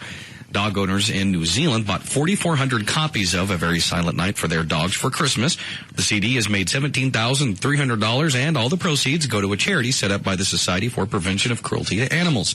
Now that charity wants to market the song worldwide to raise more money for abused animals. I played, they've got a clip online. I played it for the dogs, and they didn't do dick. I believe we're being scammed. Well, the dogs are reacting to it. They say in this story they're reacting. Your dogs didn't do anything. Wouldn't you be able to hear something? I don't think, like with a dog whistle, you can't hear them. Yeah, that's true. Did you try it, Trey? No, I didn't have time to today. Oh. I'm going to record it and go over there tomorrow. Oh, the story's been out for, what, a week? No, it was, I think it first came out yesterday. Oh. It says if you want to buy your dog a copy, you can just go to spca.org and .nz and then look for it from there. Okay. Oh, have you seen that that commercial where the two guys are playing the baseball video game on a system that's supposed to be like the Nintendo Wii, and one of the guys takes a swing at a pitch. He actually throws his remote into his friend's TV and breaks it. Yeah. It's a fantastic commercial. Well, apparently that must happen quite a bit because Panasonic is developing a plasma TV that will have a special coating that can absorb the impact of an accidentally thrown Wii controller. No word yet on when it will be ready for all of us to buy. Why are they chunking it? Well, it's because he had two guys playing the video game. One's at bat. Oh, God. One's at bat, the other's pitching. What are you twisted about? As soon as I mention baseball now, I'm afraid you're going to go on offense-defense thing. Well, let me hear the story first. Okay. Two guys playing the video game. One guy's holding the controller like it's a baseball bat. The other guy's holding it like he's pitching. When the guy says he's ready, he's like, throw the pitch. The guy who's supposed to be pitching actually goes through the motion and lets the controller go like he's actually throwing it. I thought they had straps on the hands. Well, some do, but I don't know if it comes standard. But in the TV commercial, it wasn't an exact Wii, obviously. It was just a video game system. Oh. So he chunks it at the TV, and it cracks the screen, and it comes crashing off the wall down all on top of the entertainment center. So who's going to make the TV? Panasonic is. All right. So it'll protect the defense. Yes. Thank you. Why are you agreeing with him? Well, depends on how you look at Wait, protecting you're throwing the defense. You're throwing it. You're the pitcher. Throwing it at the batter, who's on defense. No. Batter's on offense. pitcher's defense. No. Yes. I have somebody throwing things at me, and I'm trying to deflect them. No, I'm trying to deflect them. Score. Just because you're wearing uniforms doesn't mean the dynamics change. Let's say you and I go out in the parking lot. Oh, well, okay. And I start chunking rocks at you, and you're trying to deflect them. Well, if it's how would you be on the offense? If it's a game. Now, if we added overpriced beer and the hot dogs, are you on the offense? If it was a game and the object was for me to deflect that rock, then I would be trying to score. Thusly, I would be on the offense. And you're not being thrown at. Really? Yes. I believe I've seen video of some batters actually being nailed. Absolutely. Knocked out. That's called a wild pitch. No. And occasionally a pitcher will throw it at the batter. Exactly. And you're rewarded with a walk to first base. Because you were attacked. Thank you. Because it was a penalty. You're not supposed to do that. You're pitching towards a strike zone. Yeah. That the batter hits. The guy. No. That's why there's a catcher there. People are throwing things at me at almost 100 miles an hour. That guy is pissed for some reason. I'm in my little box. In fact, I'm at home. And this guy's throwing at me. But you want to leave home. Because of the mob. I'm the only one out there, and the bastard brought all his buddies. You don't want to call that defense. I can't help you. You got how many guys out on the field? 9. 9. You got 9, and you got the ringleader throwing crap at me. He's got a bat. Just a hat. He's got a baseball bat, a big wooden stick. Okay. You can take out all of them. No. Yeah, that's what you're on offense. I don't know that the rest of them ain't got them balls either. And when you make connections with the ball, some batters who are good enough, they'll try to hit it right back at the pitchers because they're on offense. That's because you don't have any weapons. You got projectiles coming at you. You have a baseball bat. For defense. No. God.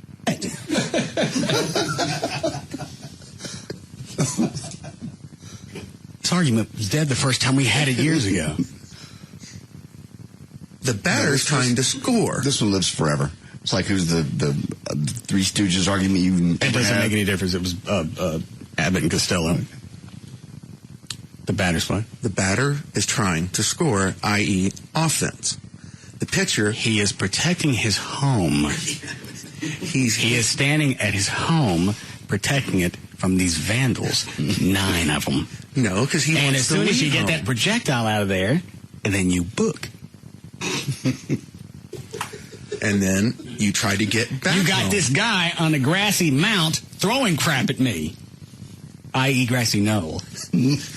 Oh, no. No. Same thing. Oh, my God. And you haven't even broached the fact that when you reach one of those bases, the pitcher sometimes still tries to throw stuff at you. And he's got one of his buddies trying to nail you again. Because... it's worse than the mob. Chasing you. Just because you run from the home, now all of a sudden it doesn't mean anything. They're running back and forth, trying to pin you down. Yeah. Stupidest game. They want to keep you from scoring. They can't wait to catch the throw back in. Oh, you think you're safe. You can stand there all day. All right, go ahead, man. All right. Well, is that girl at the bar really into you, or was she hired by...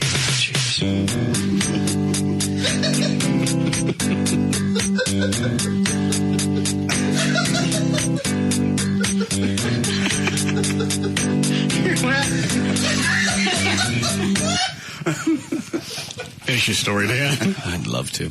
Or was she hired by your girlfriend to test your loyalty? 38-year-old Richard Martinez runs a business in London that he calls an integrity testing service. Here's how it works.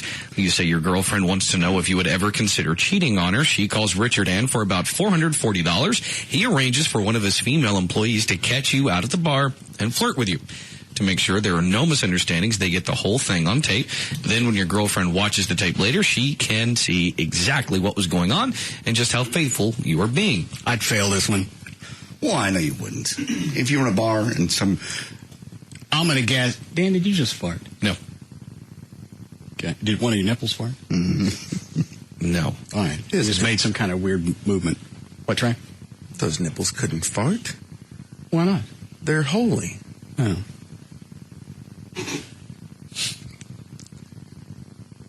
Can we smell your nipples? No. What about through your shirt? No. When you were holding me, they smelled pretty good. I wasn't holding you. I was strangling you. Get the terminology right. Do you put different cologne on your nipples? No. All right. They just emit some odor that they don't need cologne? Sure. All right. They're naturally wonderful. Little bitty pink Simbas. Just for you and me.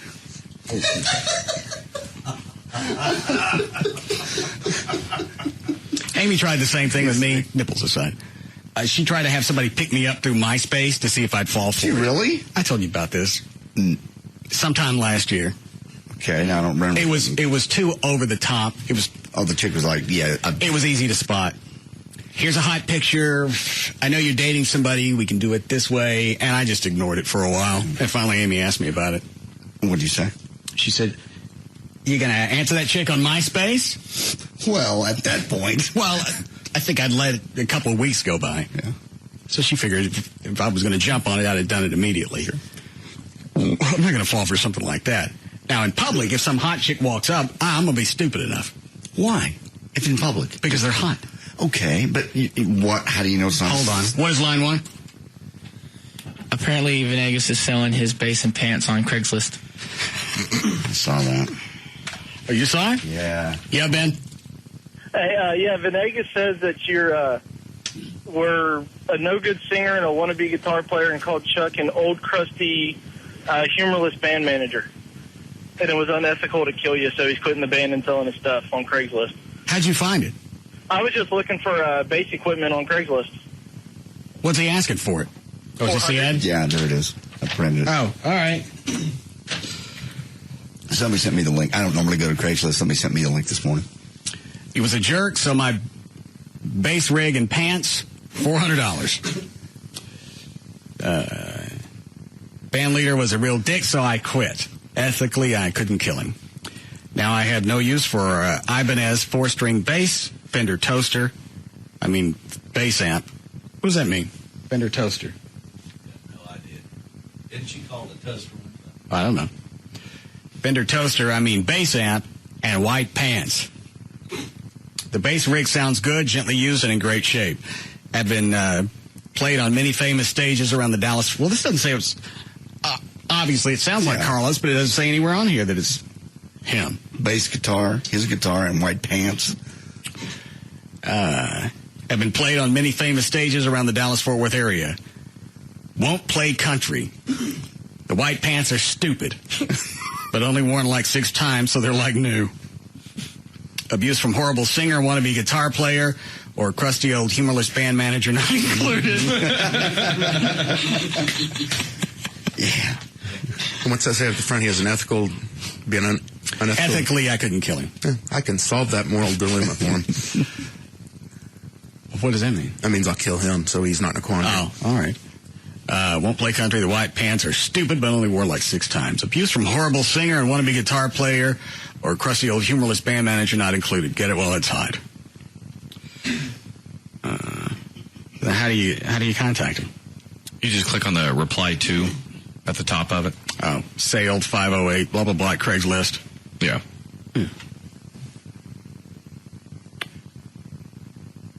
Chuck, reply to this and see if he'll come down on the bass. All right. Do we know who's going to play bass yet? Yeah, Lee Harris, who works here. Oh, okay, good. But he doesn't have a bass amp, so we'll just buy Carlos's. Very nice. Then does Lee have a guitar? Yes, he does. All right, we just need an amp. Just to practice it. Okay. Doesn't say on here what, or I guess it does. It's a Fender bass amp. Yeah. Is that okay to practice with? Yes. All right. Very nice. Problem solved. Yeah, contact whoever this is and see if they'll come down. How we doing, Chloe? Good, Dan. Okay.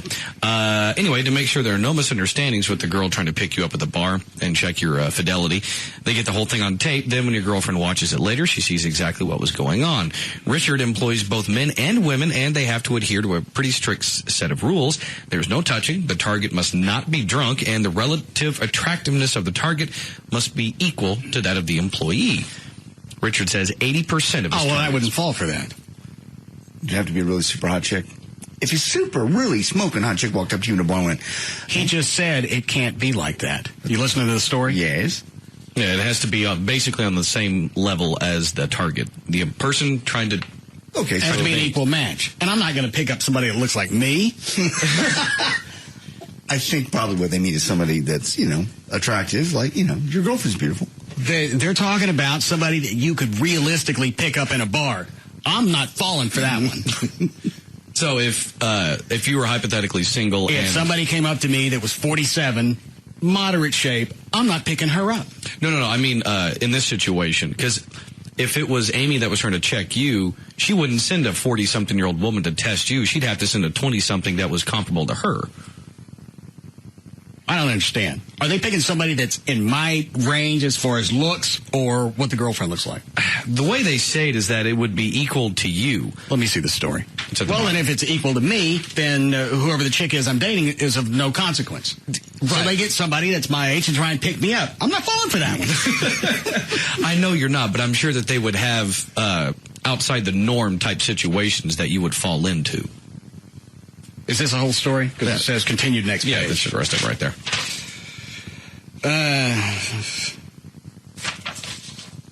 Make sure there are no misunderstandings. They get everything on tape. Girlfriend watches the tape later. Oh, wait, I'm sorry. I think you gave me the wrong thing. Yeah, my bad. 80% of his targets failed. Richard says 80% of the targets failed the test, but he denies that he is wrecking marriages and fostering mistrust. People come to him when they're already suspicious of a spouse. That's the thing. You're only going to go to him if you already have a pretty good idea that things are going on.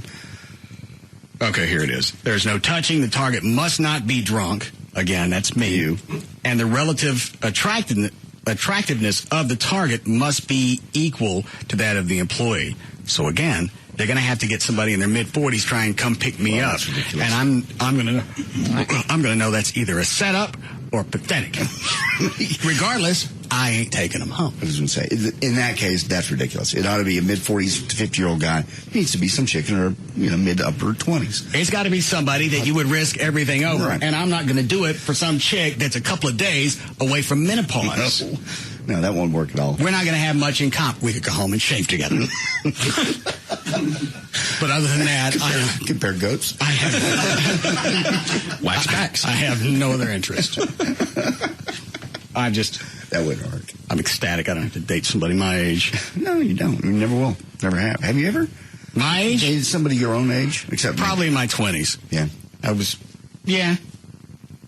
And when I first started dating. Well, yeah, she was your own age and fat. Was she your age or a little bit younger? I think she was a little younger. And fat? Fatter than I would have liked to be my first. Chip tooth. That possibly could have happened when she had the baby? Some type of industrial accident. When she had the baby? I don't think she tried to eat the baby out. I have no idea. She's big enough. She was hungry enough. Well, this one's fresh. Well, now I know why they call it a bun in the oven. How long before we need a break? No, thank you. Looks like it comes with pasta. We'll be back to the Russ Martin Show.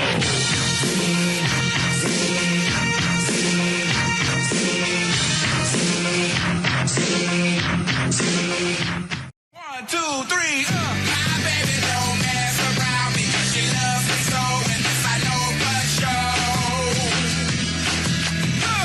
But does she really wanna? But can't stand to see me walk out the door.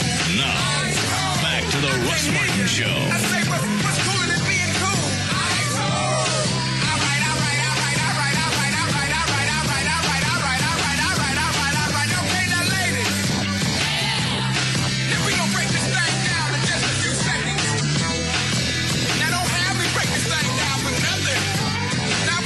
they admitted that a while back. It was a spy satellite. It wasn't something that they wanted to land anywhere, regardless of the fuel, the toxic fuel that's on it. That was one of the first things they said, is it's not just something that can come back into the atmosphere and let anybody retrieve it. Yeah, I think probably the biggest shocker is our allies that we've been spying on. They probably really don't want people to know about. I thought this thing was a failure as soon as it got into orbit. That's why it's got all that fuel left on it. That's what I understood. It didn't have a chance to accumulate anything. I'm still not sure. Unless it's the technology they don't want anybody to find. But I don't think it's worked since it went up. No, I believe you're correct. But how would you like... Unless that's part of their story. I didn't find that. It's not even plugged in. Look. Is that Gail? Hi, Gail. Hi, Russ. What do you got? DFW Vehicles and Carter Eye Care Center. On I-30 westbound at Sylvan, a wreck was just now reported, so that's why you're sitting in traffic at the Mixmaster. In Carrollton on northbound 35, past Frankfort, a crash with a backup just beyond the Bush Turnpike. In Grand Prairie, eastbound I-30 at Beltline, the right lane still blocked to accommodate a car that's in the ditch. Traffic's heavy from northwest 19th. On southbound Walton Walker at I-30 on the ramp, you've got that truck that overturned. It's not overturned anymore, but there is still stuff spilled everywhere. And Loop 12 is backed up all the way to 114. In Fort Worth, southbound 35 at I-30, there's a stalled car in the right center lane in that heavy Mixmaster traffic. Also, westbound 20 at Southwest Boulevard, they just cleared a crash. It's unwinding from Hewlin. I'm Gail Lightfoot on the Russ Martin Show. Thank you, Gail. Okay, mid-50s for the low tonight. Probably too many clouds, though, to see the lunar eclipse. It starts about 9, and then a rain in 48 tomorrow. We have 68 now at Live 105.3. All right, Daniel. Sorry, I was just reading a little bit more on the shooting down of the scary satellite. All right, go ahead. It just says U.S. Navy gunners in the Pacific are watching the sea and sky, waiting for perfect conditions to take the kill shot on the errant satellite 150 miles above. To reiterate, they have just a 10-second window to fire, and they may not be able to take their shot on their first opportunity, which is supposed to come around 9:30 tonight. They have said that they will... the USS Lake Erie will get one 10-second window each of the next 9 or 10 days to fire a missile that will destroy the faltering spy satellite before it can tumble to Earth and possibly release a cloud of toxic gas. So tonight's not the only chance until whatever months from now, March. They're going to try to see what works over the next 9 to 10 days. Are these special missiles they've had manufactured for this, or is this something? I don't think so. I believe it's one they've modified, from what I understand. So if they miss tonight, it's not like tomorrow they can take another shot because they're going to have to make another one of these. Possibly. Or you would think they would modify several of them if they know they have several shots at it. I'd like to be the guy that shot that up there and missed. 10 feet. Yeah. Well, look how far it went. I missed by that much. Well, yeah, maybe we should have stuck hands on it. The rest of the time in the Navy, you're known as the guy that missed. And it's going to cost up to $60 million just to try to shoot it down. Yeah. He spent so much money on ridiculous things. Granted, it's better that than to come in and burn in the atmosphere and hit somebody on the noggin.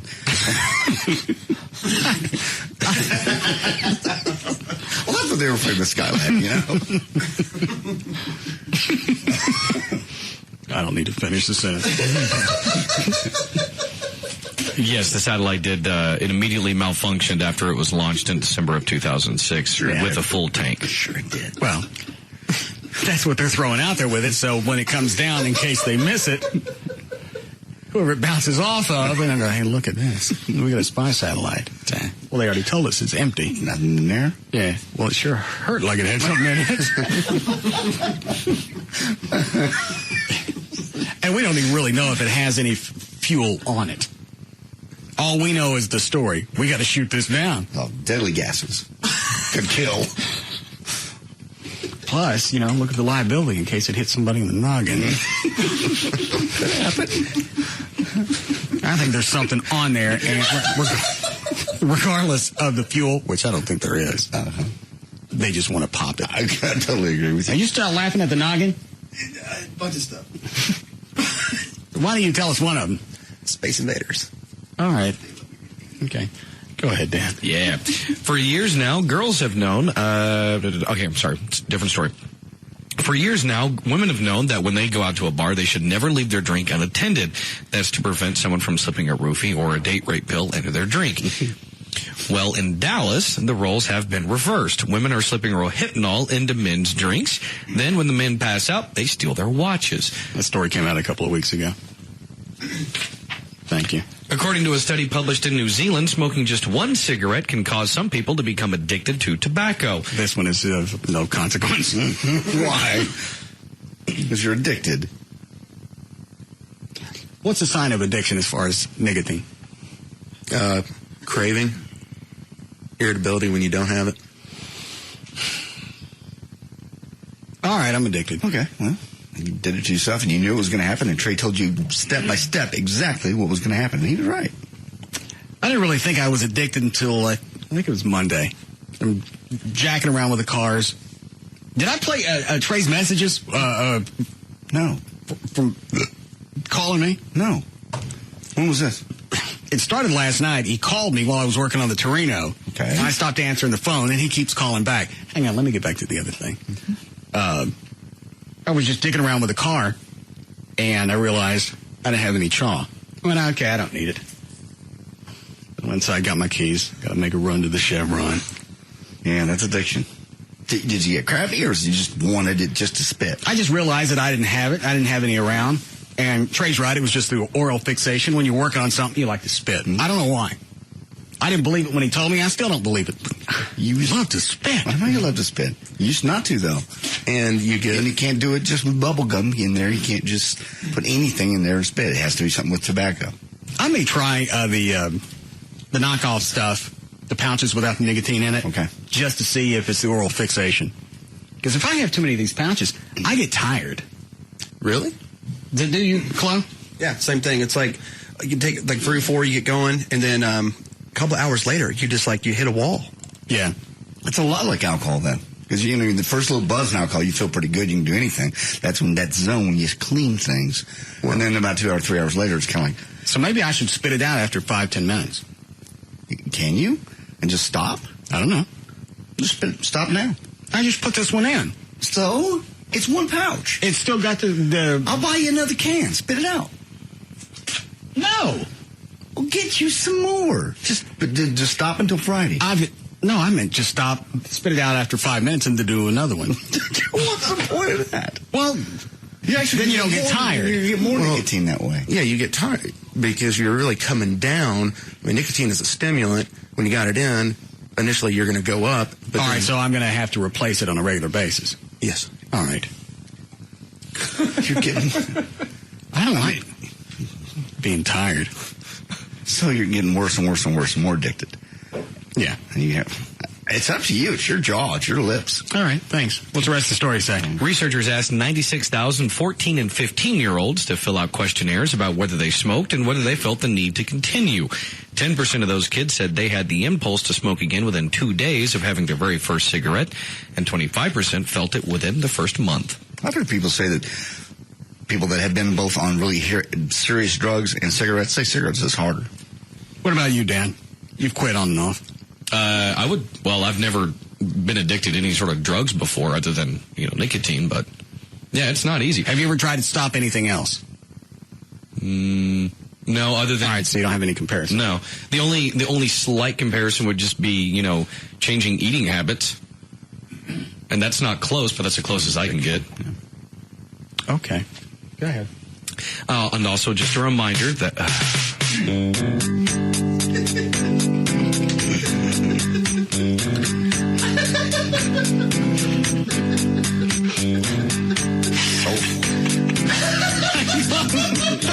Are you talking about the song or my nipples?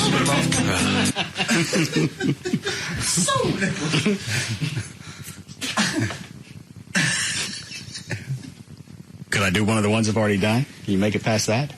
Yeah, do the God bless. The which one? God bless. All right. What is it, Trey? If looks could kill, Dan looked to Chloe. Yeah, there are big laser holes through all of us. Yeah, if that satellite was coming in singing songs about Dan's nipples, he could take care of that. That bitch is gone.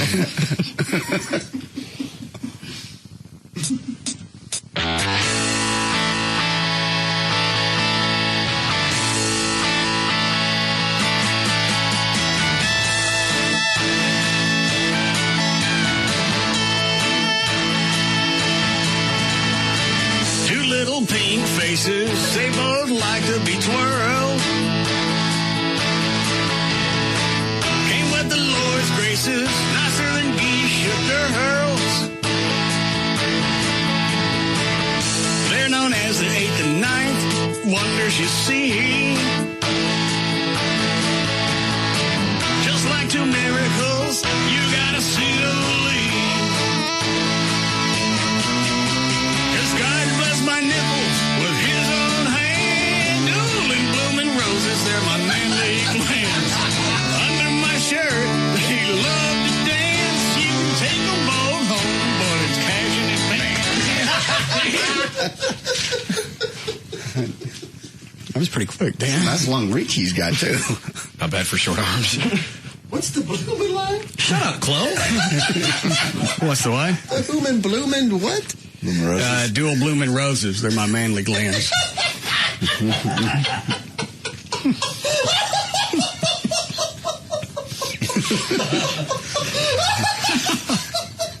Now you see if you're done, you pushed him off another 45 minutes of the other song. Manly glands.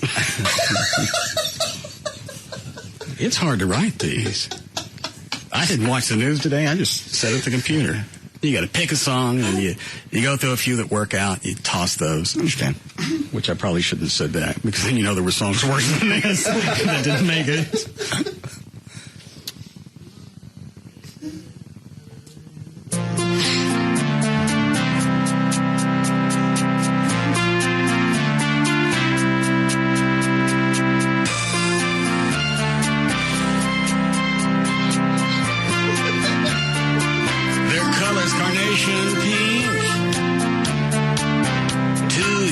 Taurus bulls. They're hairless as a twink. I got Betty Davis nipples. Give him the skirt back. No. Come on. You should know it by heart. He worked on it all day. I remember how this one goes.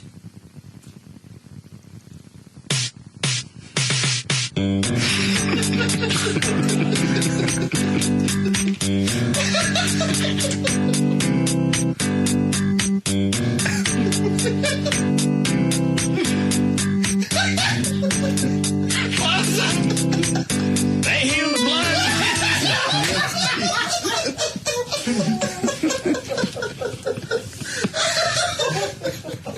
Don't look mad, Dan. It's giving your nipples power. All about power. I can't wait for the white dress. You want me to do those there? Just went down on stage singing his song. Oh. Half mesh shirt.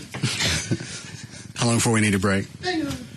6 minutes. Go ahead, Dan. Thank you. Just a reminder that tonight is the lunar eclipse. That will begin. Nipples. Talking about the white trash party? 500 miles to be with Dan's nipples. Yeah. I was just talking about the crowd. It's at a stage dive. My nipples don't dive. All right. 9 o'clock tonight. They healed a blind man. Yeah. Well, he was lucky. 9 o'clock tonight, the lunar eclipse will last about 50 minutes, and halfway through, the moon will be, of course, completely red.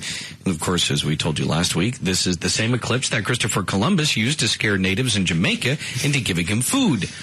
He told them he was in contact with God, and to prove it, he told them God would make the moon red. And, of course, Columbus had an almanac and knew the eclipse was coming, but the poor natives didn't know that. They believed it was a sign from God and then gave Columbus more food and supplies.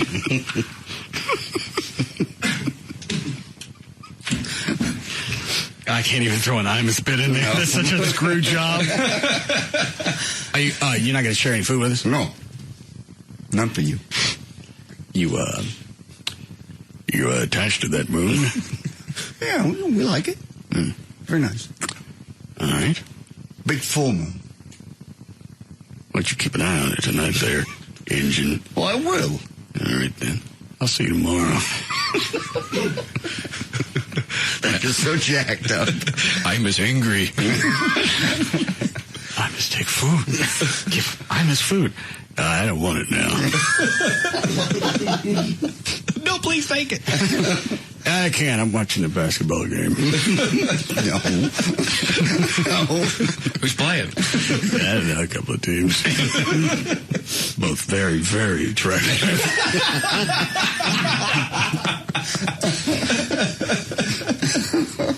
I don't need the black devil coming at me again. Okay.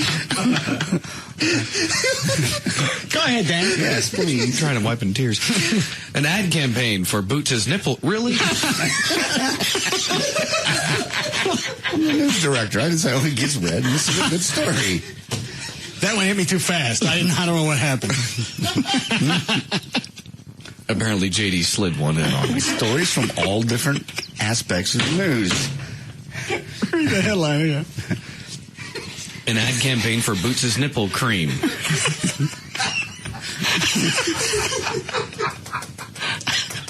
Again, that was in the delivery. Yeah. What? Boots nipples? Really?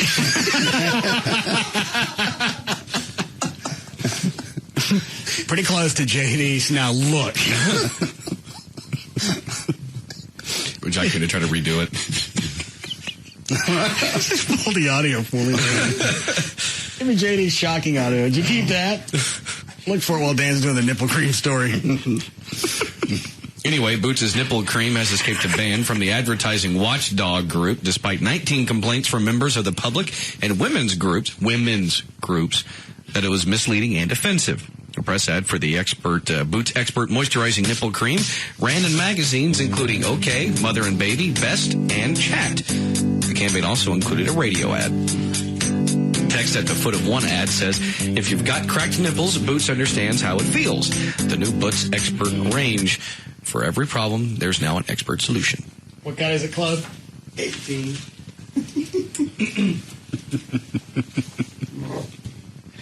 And during the next break, pull me the headline part of that story. Yeah. Did we ever finish JD's lie detector questions? No. Yeah, we went through them all eventually. Okay. We still haven't gone over the results of your lie detector. I thought we did. No. We didn't finish them. No. Not even close. How many do I have left that we didn't cover? Oh, 80-something. I thought we went through most of those. No, we only got I got to one point where, all right, it's obvious now. I've taken this lie detector test. I made it through these questions. The reason was to see if I was racist, and I passed. Yeah, but then I wasn't. You're not. Pretty much, especially the last half of the questions, really, and especially Chuck's, have nothing to do with race. One of them did. Yeah. It was one whether it's up and down or sideways. Yeah. Well, where are those? Here's part one. Here's part two. All right. How long before we need a break? Actually, now. All right, we'll play those when we get back. And we'll play JD's now. I have to get the bass line again since he took his hand off. Pardon me.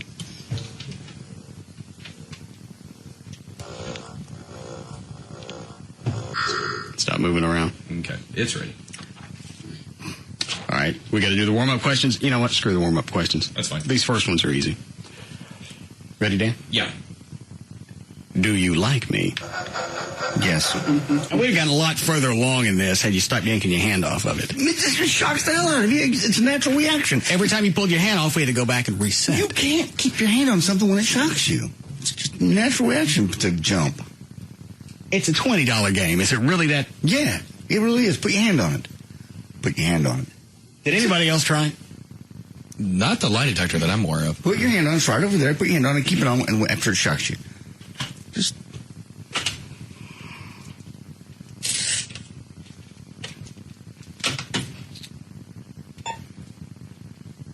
All right, what do I do to set my baseline? Hit the reset button. I think it's on here. Yeah. All right, then it's the one on the other side. The start? Yeah. You setting me up. No. Put the strap on. Yeah, where's the strap? It pulls it apart every time you leave the strap on.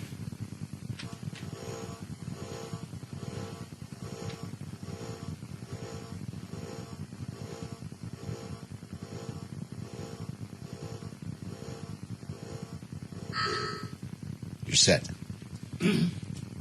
All right. Do you respect Gavin as a program director? Then you have to hit that button on the right. Analyze? Yeah. Right, on the right side.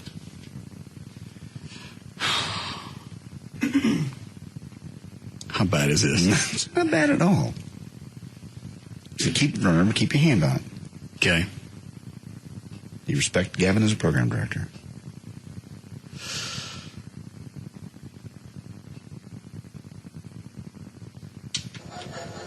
Yes.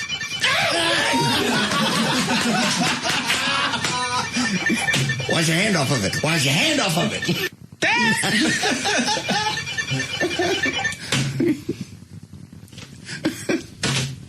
Not fun. It's dangerous. Where's the rest of JD's? You already had it in there.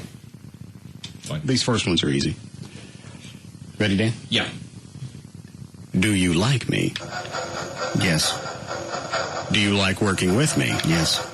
Don't answer too fast. Do you think I'm an idiot?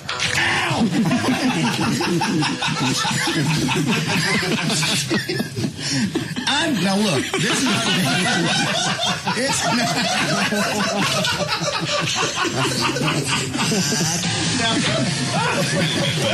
To the Russ Martin Show. It's not reading me.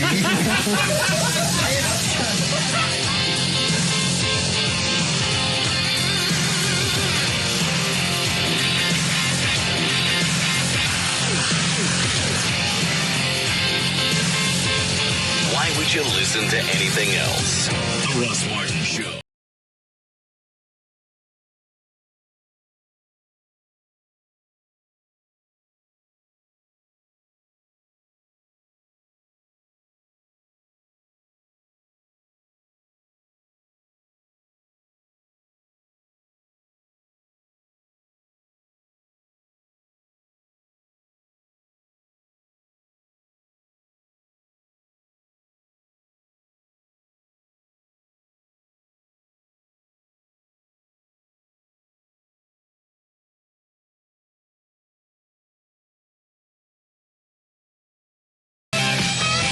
Stop with the face. Trey wrote this one. My eyes go through you.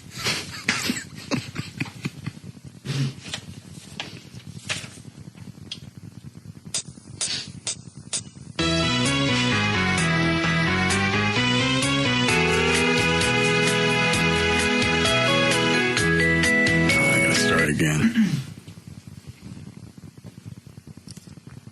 Any surprises in this I didn't know about? No. Okay.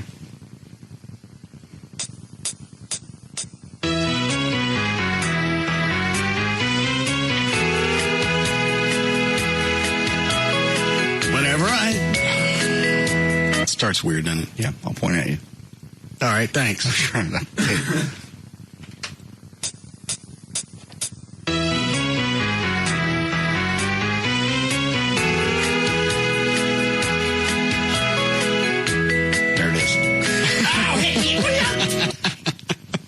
To point at him. What are you hitting on me for? Didn't say I couldn't try to break your finger.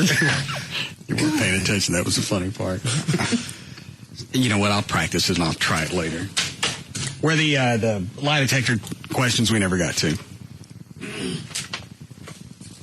We're going to pick up. Party close? Yeah.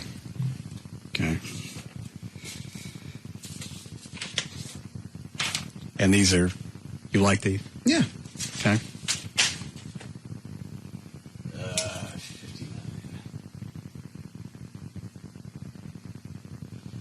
This only has 2 cuts on it.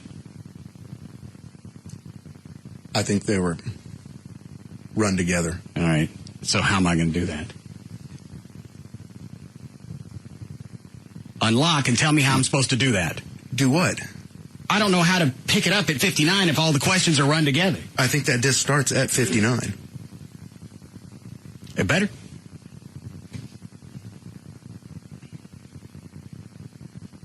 Do you feel guilty for the amount of money you received from CBS? Okay.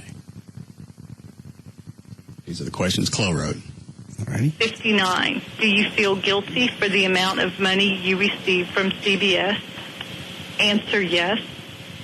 No deception. Do you... I still don't understand that. Why you would feel that you're underpaid? Overpaid. You didn't even understand the question. What is it you don't understand? I'm just trying to formulate my thought. Because you make this company a ton of money. Do you? I know what you do. I know exactly what you do. I watch it every day. Yes. But do you hear what happens afterwards? Yes, I do. We do all the show prep. We come in here, and then this happens. This show is self-correcting. That needs to be the slogan for this show. This happens. It does, and people sit in driveways all over town, won't go in the house listening to it. Really? Oh, here's Dan's audio clip. Hold on. Nipple story. An ad campaign for Booch's nipple. Really? An ad campaign for Booch's nipple. Really?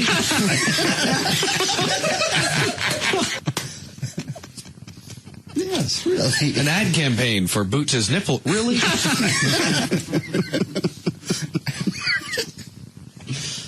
By the way, we've been getting emails too. People would, sorry Dan, like to hear your dance songs, especially Finish, and the one we can't seem to get through. The Little Pink Houses one? Life is full of disappointment. That one's really probably the biggest tribute out of all of them to your nipples. Truly love Amy with all your heart? He refused to answer. Why? It's none of your business. 61. Are you afraid of black people? Answer yes. No deception. 62. Do black people make you feel uncomfortable? Answer no. No deception. 63. Because you're already scared. Oh, I get you. Okay. 3. Do you wish white was the only race on the planet? Answer no. No deception. 60. I mean, that makes complete sense. All right. Who would want that? Who would want that? Okay. 64. Do you think Tim Powers is a better lawyer than Everett? Uh-oh. Answer yes. No deception. Tim Powers likes to pick up his phone. Yes, he'll answer it pretty much any hour of the day. Everett don't like legal work. He does like legal work. He doesn't. Just explained it to you before.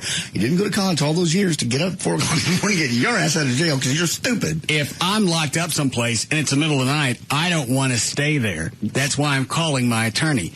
Tim Powers would come get me. He would, absolutely. Everett will. You'll be there in the morning when he gets up. You ain't going anywhere. 65.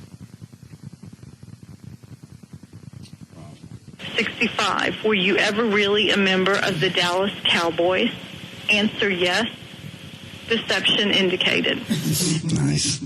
Machine's not perfect. 66. Have you ever hit on any member of the show's girlfriends? Have you ever done what? Why did David Stone beat that? The question is, have you ever hit on any member of the show's girlfriends? Yeah, that's not what it sounds like. That's not what it sounds like because he beat out the word hit. Yeah. Or was this a bit I was supposed to go along with? Nobody told me. It's a good one. I should have just left. Yeah. Deception indicated. What was the answer? Cowboys. 66. Have you ever hit on any member? Indicated. 66. Have you ever hit on any member of the show's girlfriends? Now, did she misunderstand and read it the other way? Because it really sounds like she's saying the S word. Maybe she just misspoke.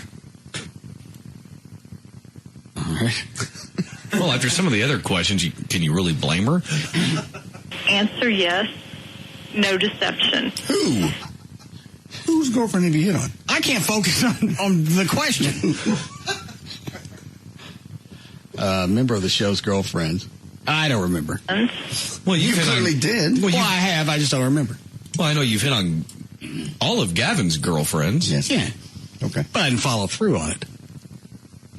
And there's that one chick that I took out that JD, you had dated, but I didn't know that until the one with the bad cans. Oh, that one. Yeah. In fact, when JD warned me, or when I told him I was taking her out, he goes, that's the same chick I dated back in the 90s. He said, don't let her take her top off. Well, why not? He said, it's like, you ever seen a parachute come out? That's the first time that I've ever been with any chick that took the top off and you're like, oh, what happened there? They're just real watery and thin and just kind of both took a little run for the border when she laid on her back. Maybe they were cold. I mean, you couldn't even. And I didn't take it off because I remember JD said, you're going to have to repack those. She's going to be there all night. And he's right. She went ahead and pulled it off for herself, and they did. They just went like down here towards her armpits. You can't even get them in your hands and scoop them up and make a good one out of it.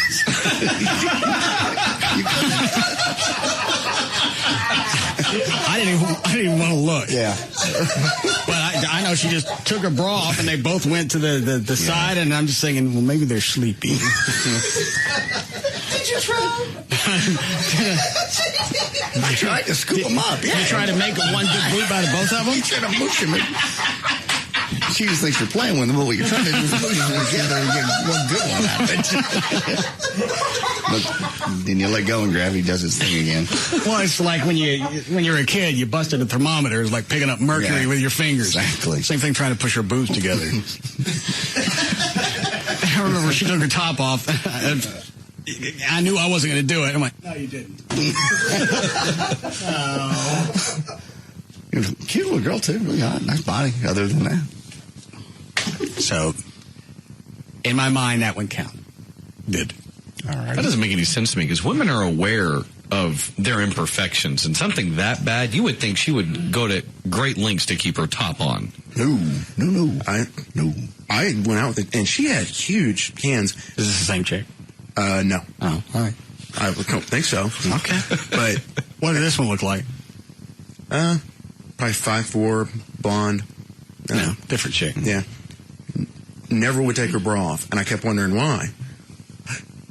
Finally, she did one day, and it was the same thing. I mean, just straight to the armpits.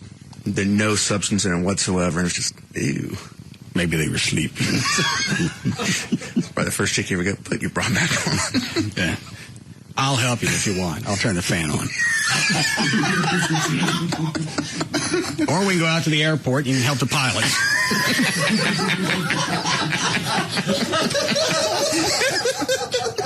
It's about 20 knots out of the northeast, Jim. All right, hang on. One of them's pointing that way and this one's up. What does that mean? Wind shear? Microburst, go around. I've never seen one like that. It's almost like her teeth are asking me a question. They look confused. We okay, Chloe? Yeah. Okay. Do I want to skip close and get to, I can't tell. Close. I think these are yours. It doesn't have your name on it. Still have feelings for Diane? Was that you? Or is that still Chloe? Actually, I think that was mine. Yeah, I think those are Dan's. Feelings for Diane. Do you want to marry Amy? Do you think you're underpaid? Those are yours, Dan? Yeah. How long do we have, Chloe? 6 minutes. Or should we just skip to Chuck's? Chuck's are obviously the finisher. Yeah. Okay. We jump ahead. Why? 72. Hold on. Ever get aroused when you come across gay porn? Why? Oh, that's my response. 72. Do you use the N-word frequently? Answer yes. deception indicated. 73. What's a face? Nothing. I don't use it a lot. Use it. I use it when Big Stacy's here and we're jacking around back and forth, or if he screws something. Okay. I wouldn't call that frequent. No? Okay. I'll just shut up then. Yeah, maybe I misunderstood. Good program director. I'll back that one up. Look good in tight pants. Answer no. No deception. I think that was one of Dan's. You think you look good in tight pants? That was mine. No, that's not one of mine. Jump ahead some more. 1. Do you want to marry Amy? Answer no. Deception indicated. Really? Well, do you want to? Is this before you swung over? I can't remember when. I don't know. It's been weeks since I took this test. I don't really care to analyze it. Answer yes. No deception. 84. If Gavin's job were in question, would you stand up for him? Answer no. Deception indicated. You love Gavin. All right. I had a few more. 87. Let me see what 87 is. No. What is it? It's no. What? Deception indicated. 89. It's 89. No. On occasion, your staff tries to sabotage your show.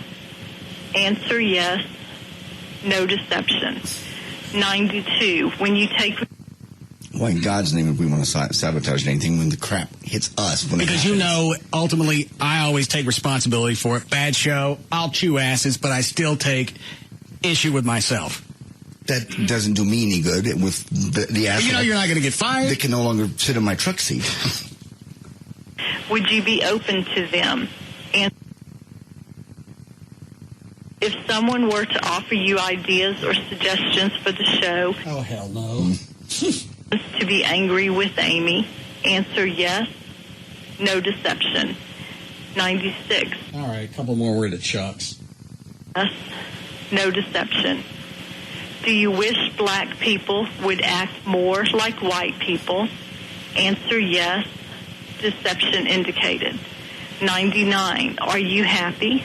Answer no. No deception. 100. All right, these are Chuck's. Would you like to Eddie's wife, Pat? Answer yes. No deception.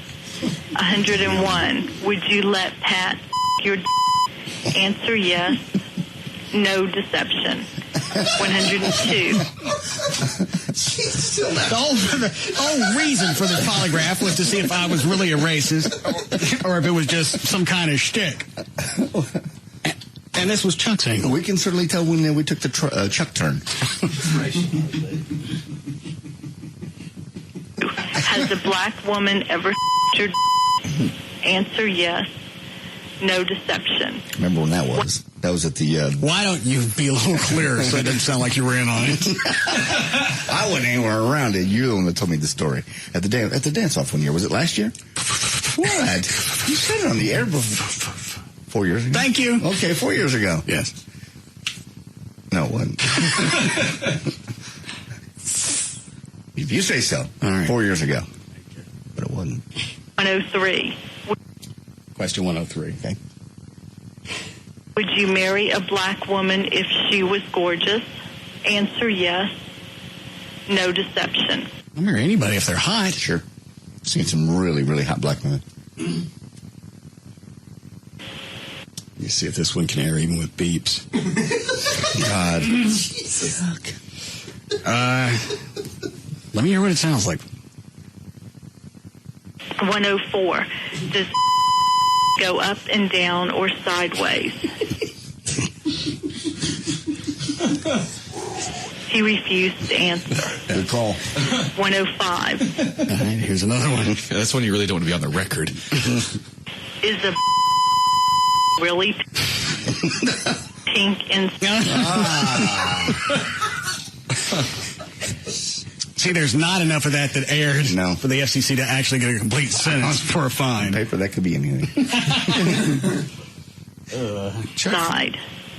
He refused to answer. What is it, Trey? Chuck, I think, forgot that these are supposed to be yes/no questions. Yes or no. 106. Do you think an is yellow inside? You know what? I'm going to hit the delay on that one just in case.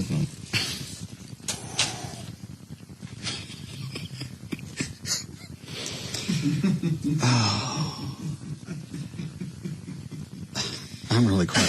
I know. Moist. How long before we need a break? Oh, dude, 2 minutes.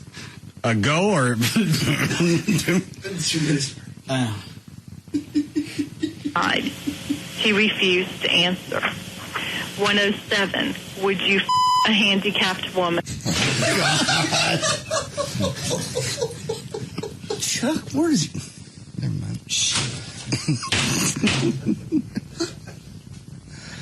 These are things that vex you, do they, Chuck? Yeah, they do. Let's see. Answer yes. No deception. 108. Would you a midget?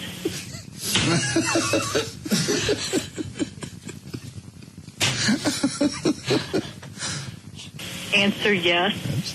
No deception. 109.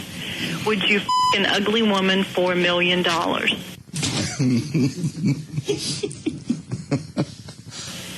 Answer no. No deception. 110. I think even if this one's bleeped out properly, this one can't air. I'll play it, then hit the delay. Have you ever a woman's answer yes? Okay, we're all right. Okay. Yes. No deception. 111. Have you ever put your in? Easy. Yeah. Let me get to some of the safer ones. It just sounds so odd to hear Diane speaking these words. Answer yes. No deception. 112. Would you ever have a three-way with 2 midgets? Answer yes. No deception. 113. Would you watch 2 midgets? Answer yes. No deception. 114. Would you a midget? Jesus Christ. I don't want to hear the rest of these. It was bad enough to sit through them and answer the questions. We'll be back to the Russ Martin Show.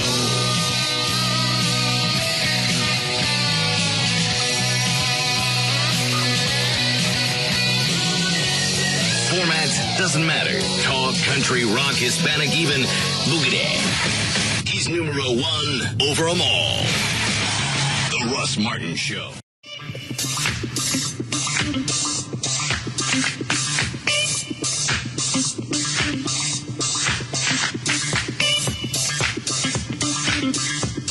Did we get past the worst ones of Chuck? Yes. Freaky old man. Yeah, Chuck and his midget fetish. That Back was to the Russ Martin Show.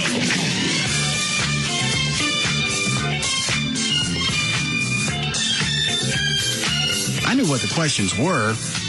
I just really thought when we got to them, Diane would bail on them from Don't Lie. Yeah, so on to hear her. She's so prim and proper. Well, even when she's asking, and she can't giggle or throw in any intonation when she's asking the question, so I don't react to the way she asked it. I'm surprised you got her to say some of those things. Where are the questions? Here? yes. Let me see if we're really past worst of Chuck's. Just at a certain point, it was anything associated with a midget. Yeah. You ever on a midget's dog? How would that come up in daily life? You ever break into a midget's house? You ever been to the mall with a midget? Big mousetrap. You ever play Don't Break the Ice with a midget? Hungry, Hungry Hippos? Yeah, that was the other one. Jenga.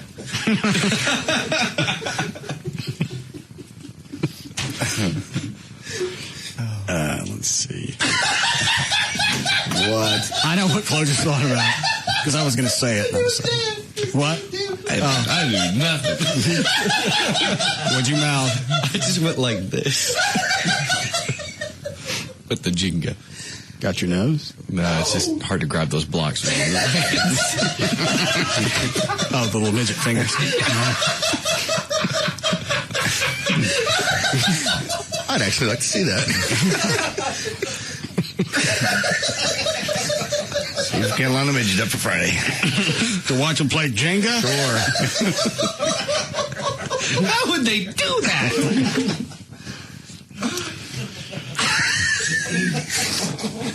Let me finish with these questions. The tongue, three-way with the midgets. Watch two midgets do it. Midget in a hole. Okay, that's one. We get past 114, we're in the clear. All right. Chloe, who'd you say you got a text from during the break? Oh, Matt from Airport Suzuki, our friend. He said, he goes, you guys are effing killing me. You really need to put this on the internet unedited. And he goes, because Chuck is an old man freak. No. I don't want these to go anywhere. They are funny. What do you care which way it goes, up and down or sideways? I personally don't. It's just odd that would come to him. All right, what'd I say? We got to get past 114. Okay.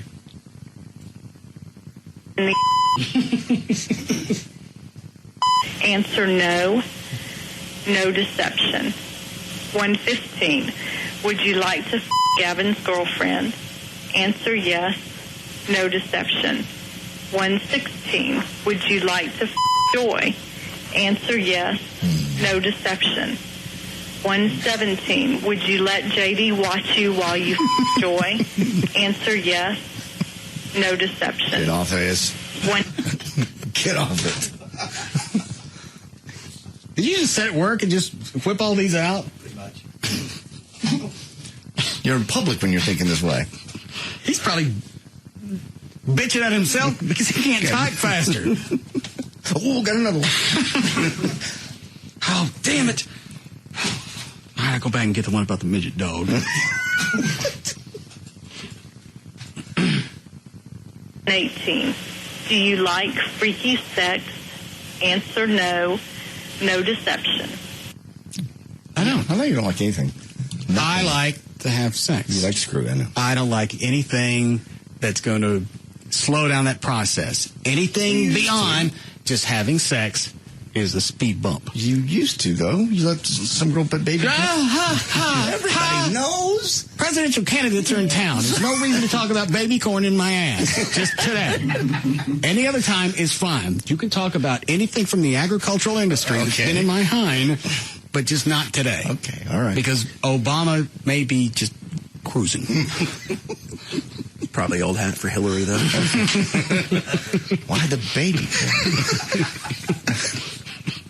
Yeah, with Hillary, you think you get the whole stock, man. Or just fly around above them all. Drop her on them? Yeah. It's rude. I was more making a witch reference, but whatever. Oh, okay, I got it. 119. Would you like to watch JD Joy? Answer no. No deception. 120. Would you watch Gavin his girlfriend so you could see her naked? Answer no.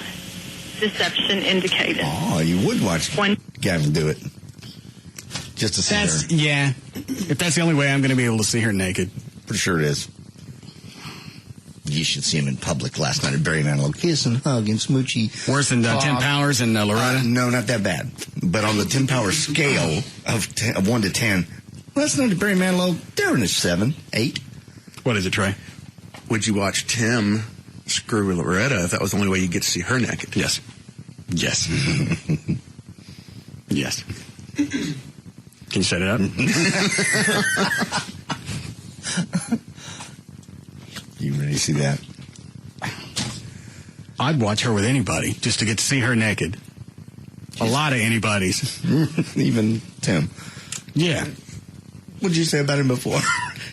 get in bed with her and stuff. She go, oh, did you forget Honey, you forgot to iron your clothes. I'm naked. All right. Okay. It was funny when we first got married.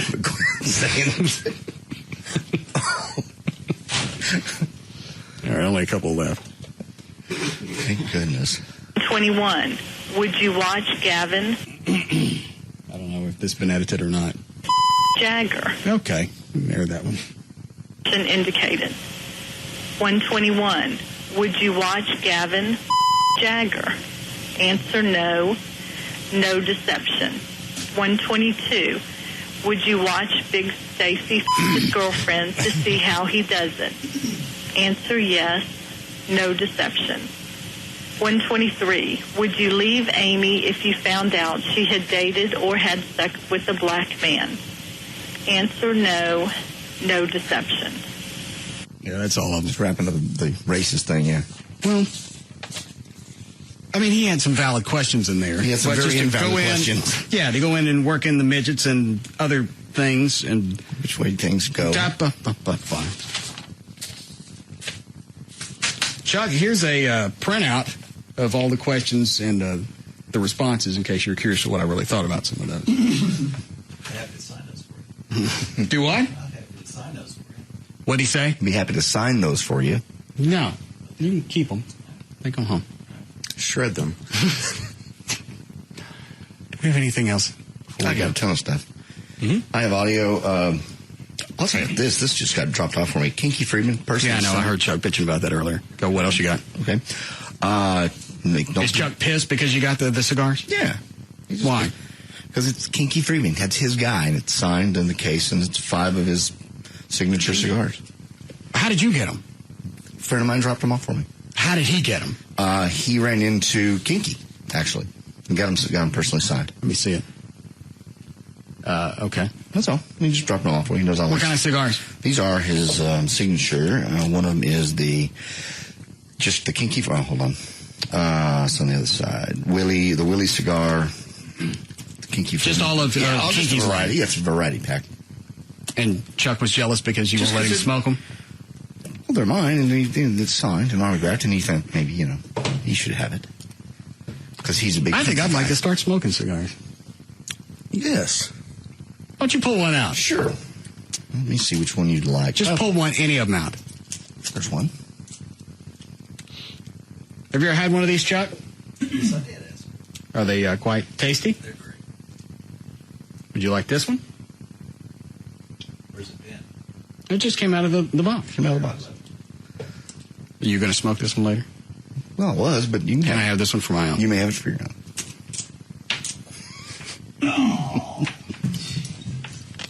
Oh. Ruining a good cigar. Mm-hmm. This is... Oh. Look. Somehow that looks oddly funny coming out of your home. So give it a little tail. Who's got a lighter? Got tons of them over there. Dan, be a good fellow and light it.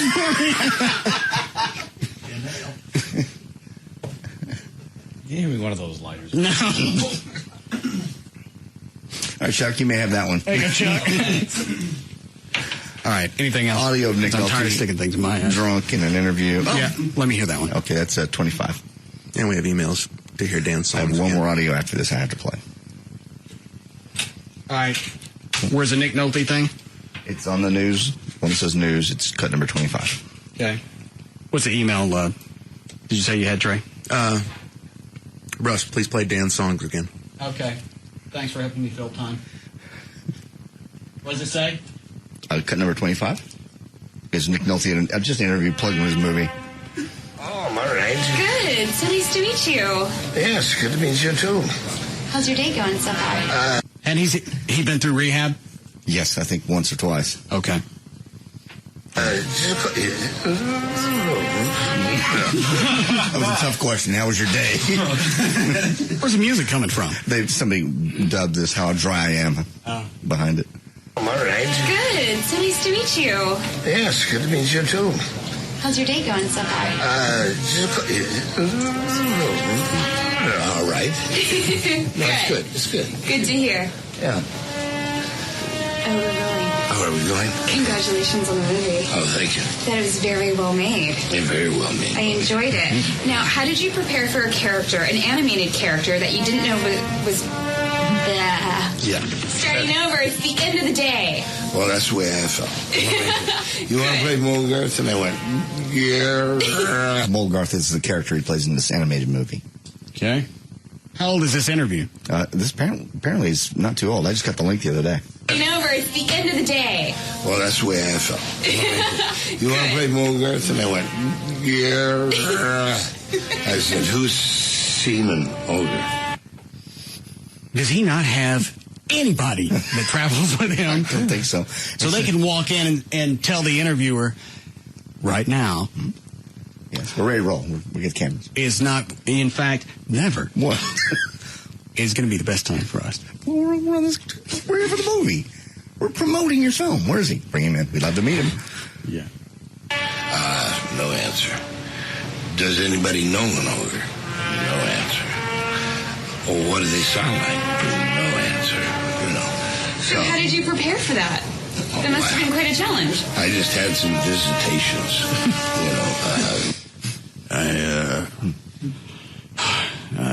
A couple ogres. And that helped me get into the part. They were midget ogres. Yeah. Actually, at one point, I hit on a midget ogre's dog. It was funny to me. Midget was sitting on the couch, kicking his legs. Nothing he could do. Yeah. This is at the press junket for the Spiderwick Chronicles. Late at night. And an ogre came and visited the house and said, here's what you got to do. Well, that was really helpful of him. Yeah. Just divine inspiration. Now, were you in a sound booth by yourself doing the voice, or did you actually get to interact with the other characters? No. I was actually getting blown by that ogre dog. The video, he just looks so beyond trash. His hat's pulled way down so you can't really see his eyes, and he just slumped all over in the chair. What was the last thing the paparazzi got him doing? Was it passed out at the airport? Passed out at the airport, yeah. How long is this clip? Middle of the day. The whole thing's about 2.5. The rest of it? Pretty much the same. Do I want to hear it? Sure. Oh, I was that old guy that came out of the leaves. I played that guy. And he walked up to the cage. You have something I want. So I got to play him in shape. And then we did the... Is any of this any easier to understand with the video? No, because he's just sitting in a chair. The sound booth, And then the way that works is, these guys have a pretty good idea of kind of what they want Molgarth to be like, but they need the action, they need the voice, and each actor brings something. All right, I got it. How do they keep him sober to do any parts? I don't know. I still don't understand why nobody travels with him to walk in and say he's going to be unavailable for this or anything else that you want. Ever. Yeah, especially because if it's a junket, that means the studios. You've been there all day, yeah. They would have said, we're going to have to wrap this up early. Right, because JD and I, when we were doing the TV show, they would have junkets. They would come into town.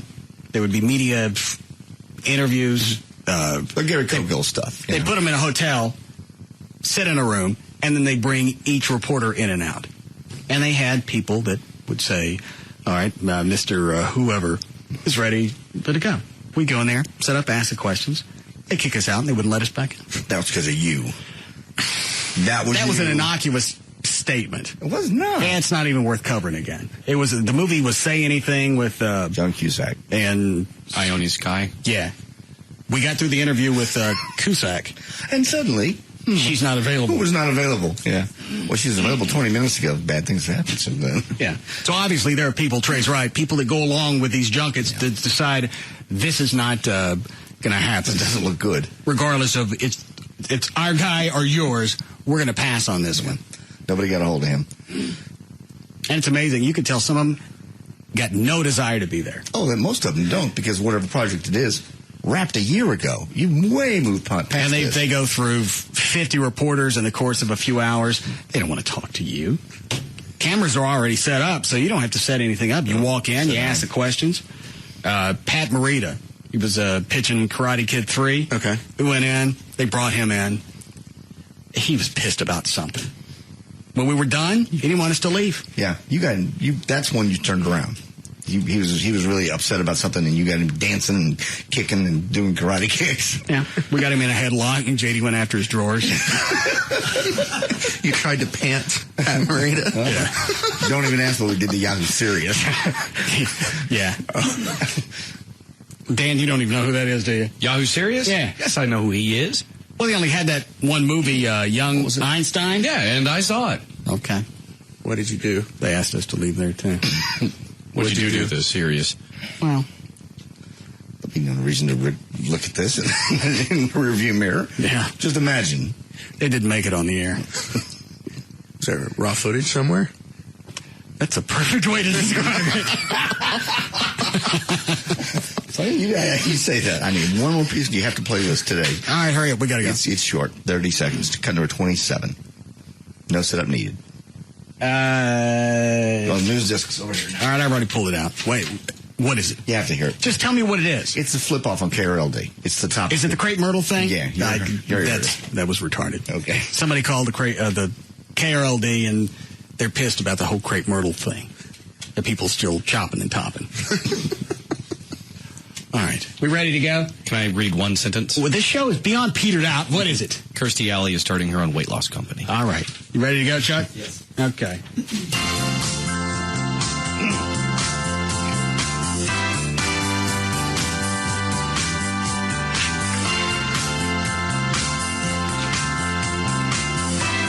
All right, good then.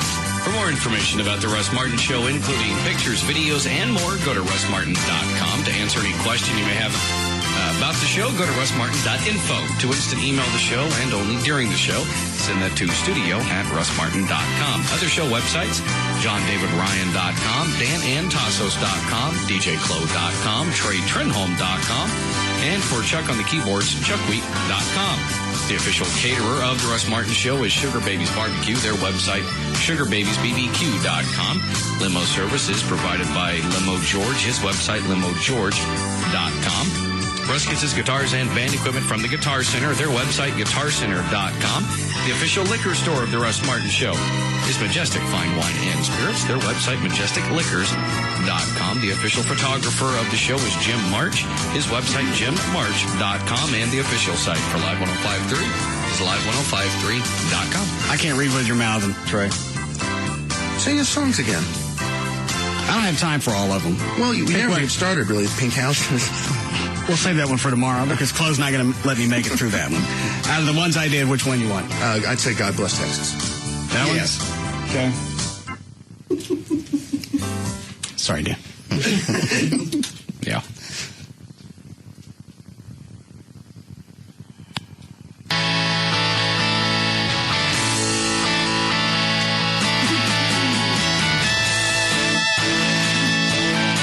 Why are you coming around the console?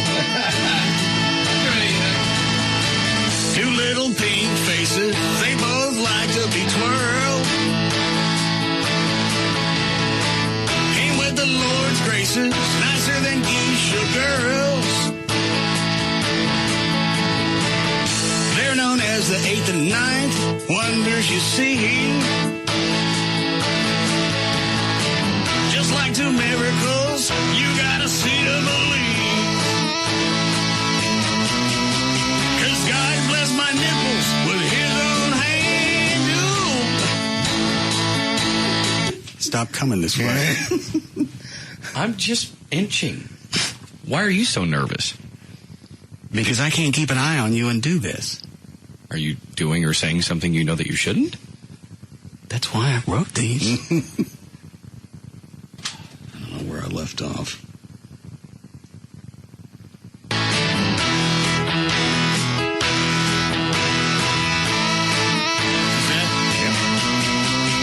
God bless my nipples with his own hand. Ooh, blooming roses, they're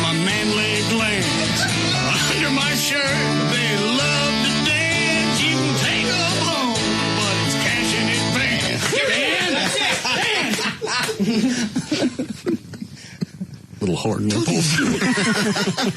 He's fast, I told you. Play something, Chuck. All right, we'll see you guys tomorrow. Russ Martin Show. Rocks the Metroplex.